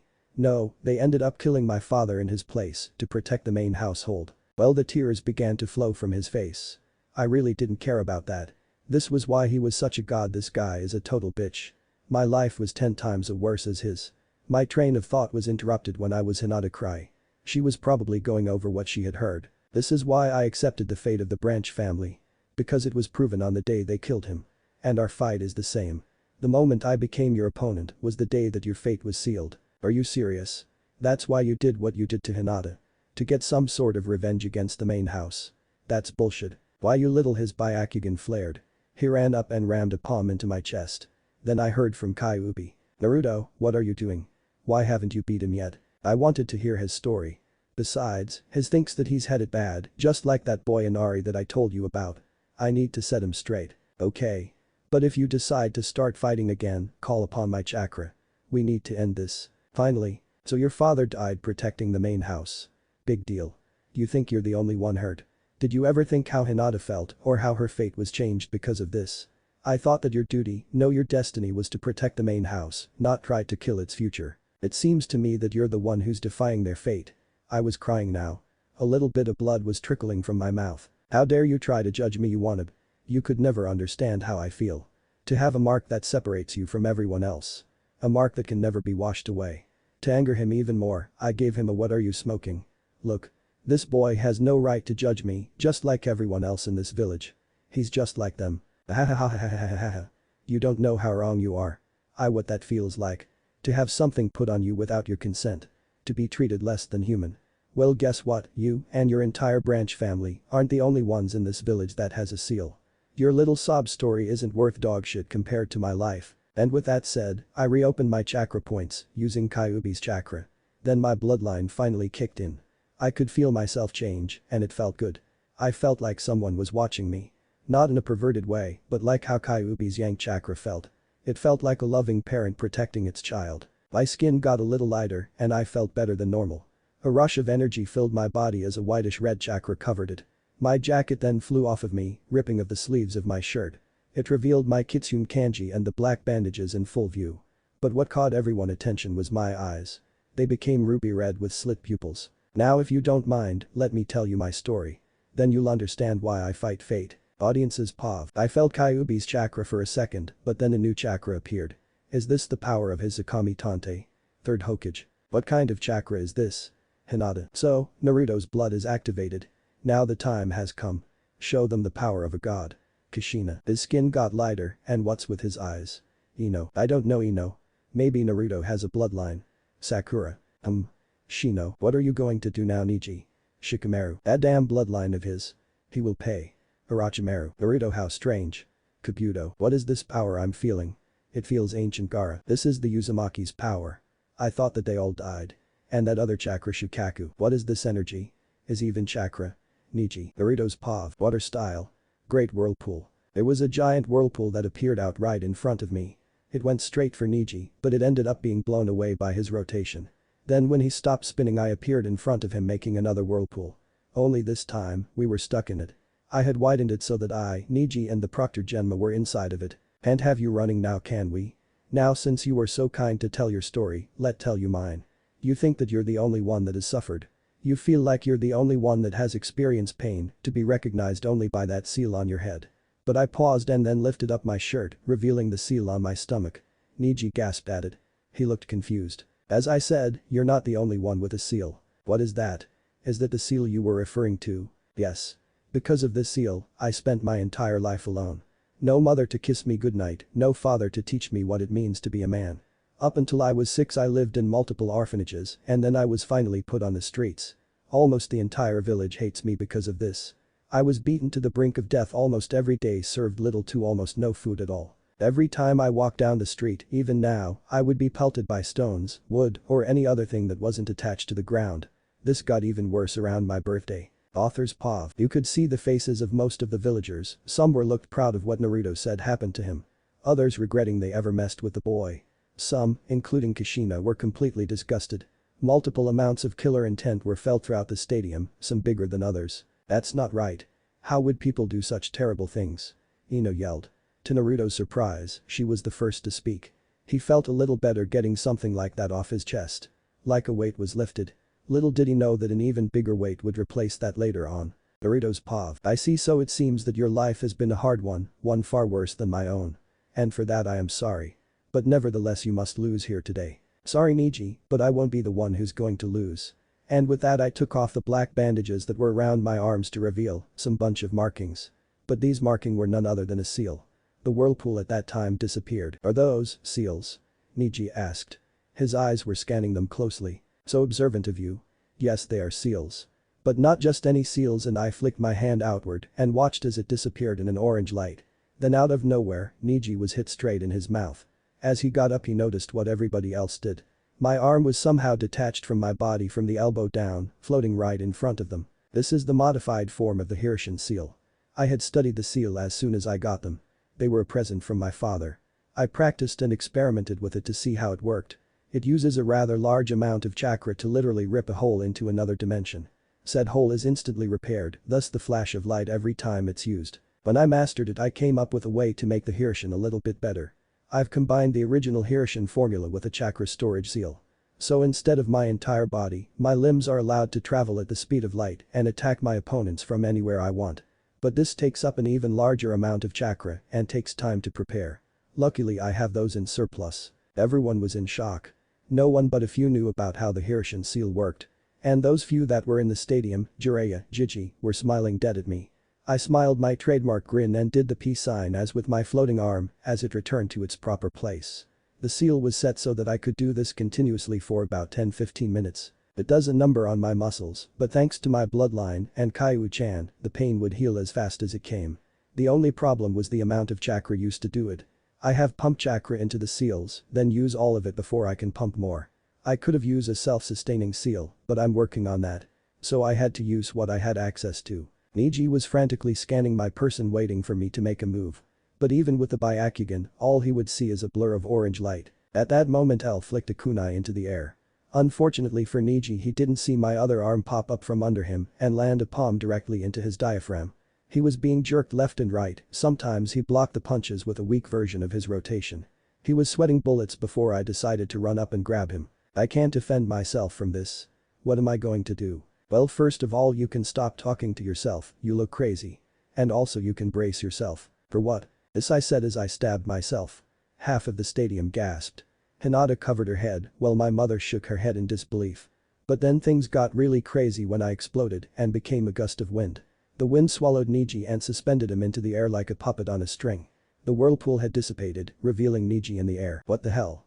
I can't move, her breath. That would be the combo wind Justu I just used. The first one was the Kamikaze Bushin, or Divine Wind clone. It disappears like a shadow clone, but it turns into a gust of wind with enough force to rip tree from out of the ground. The second Justu, and the reason you're up in the air and can't breathe, is because of my air prison. It revolves around you and takes the air from your body. Not bad, but I always have a backup plan. 8 trigrams giant rotation. And he spun around to make the usual dome of chakra, but this time it was bigger. The ball eventually started to make an imprint into the ground. When it dissipated, Niji was still in the air, trying to catch his breath. But he wouldn't have the time to do so because I had used the Hirshin to get directly above him. That was close. Thought I was a goner for a second. Well, you did well. Maybe now you'll understand that you can always fight your fate and change it. And if you don't, oh well. Wine style to Justu. Buddhist palm. I slammed my palm into his chest. The stadium was dead quiet. The wind started to pick up and all you could see was Niji hurling towards the ground at breakneck speed. Then there was a giant crash. You could hear the impact like it was 100 paper bombs exploding at once. The stadium was shook to its core. Everyone either held on or ended falling over to the row of seats in front of them. It was funny sight, the people falling over I mean. When the smoke cleared, I could be seen standing on the already cracked wall. The entire arena was wrecked beyond recognition. Genma was with the 2 cages, who were still waiting for the end result. Everyone calmed down and observed what left of the arena floor. I was now walking to a crater, probably a foot deep. And Niji was in it. His face cringed every 30 seconds. I marveled at my work. The plan was to knock him out, but this would have to do. I stood over him, examining the damage. I can't move. Why? Well, unlike Kiba's injury, you're not so lucky. Besides your skull and spine, almost every single bone in your body is either fractured or broken slightly. In a month or 4, you'll be okay. Everything will back in place. But until then, your life as a ninja is temporarily suspended. The only 2 people that can heal you now is either me, Niji, growled at me because of that. Or Granny Tsunade of the Sannin, and I doubt that she makes house calls, considering the fact that she hasn't returned here since the Kyuubi's attack. Niji was in serious pain, he needed medical attention, and fast. These fractures and breaks needed between C-class to low A-class med ninja to be worked on. I guess those clones really helped out. They are your specialty after all. Actually, you're half right. You see, I would have been a genin 2 years ago. But there was one just one that I could never get, no matter what I did. That's right, I failed because of clone Justu test every time. So don't talk to me about fate. Because I've frauded my entire life and I've yet to give up. Niji looked up in the sky to see a bird fly away and over the stadium. You can write your own destiny too, because unlike me, you're not a failure. In honor of the cartoon I put this line in. Just then Genma walks up to me and raised my hand and spoke to the crowd. Winner. Naruto Namek is Uzumaki. The crowd erupted with applause and praise. I raised my hand to the crowd and they got even louder. I could several groups of people chant my name. Audiences pav. Wait go Naruto. Kiba. Thank God. Hinata. Well, there you have it. My sons know his way to the top. Good job. Kashina. Naruto won. Attaboy. Ino. He actually won. I can't believe it. Sakura. Holy shit Izumo. He won. Katestu. Yup, and you owe me 100 Ryo. Izumo. Naruto won, this is a problem. Kabuto. It appears that the young Uzumaki has won. Damn it. Kazukiya Jirachimaru. Yes, it does appear that way. Well done my boy. Well done. Third Hokage. Well there you go. Jiraiya. I need to speak with Niji. Now is the right time to tell him. Hiashi. Naruto's Pav. Well done kid, couldn't have done it better myself. If you would have, he would be knocked out, or worse. Your point being what? What if Naruto grows a tail chunin exams naruhina? Thanks for watching my video till the end. If you enjoy this content, then do consider subscribing to my channel and leave a like if you guys need the next part, comment down, and thanks for watching the video and see you guys in the next video.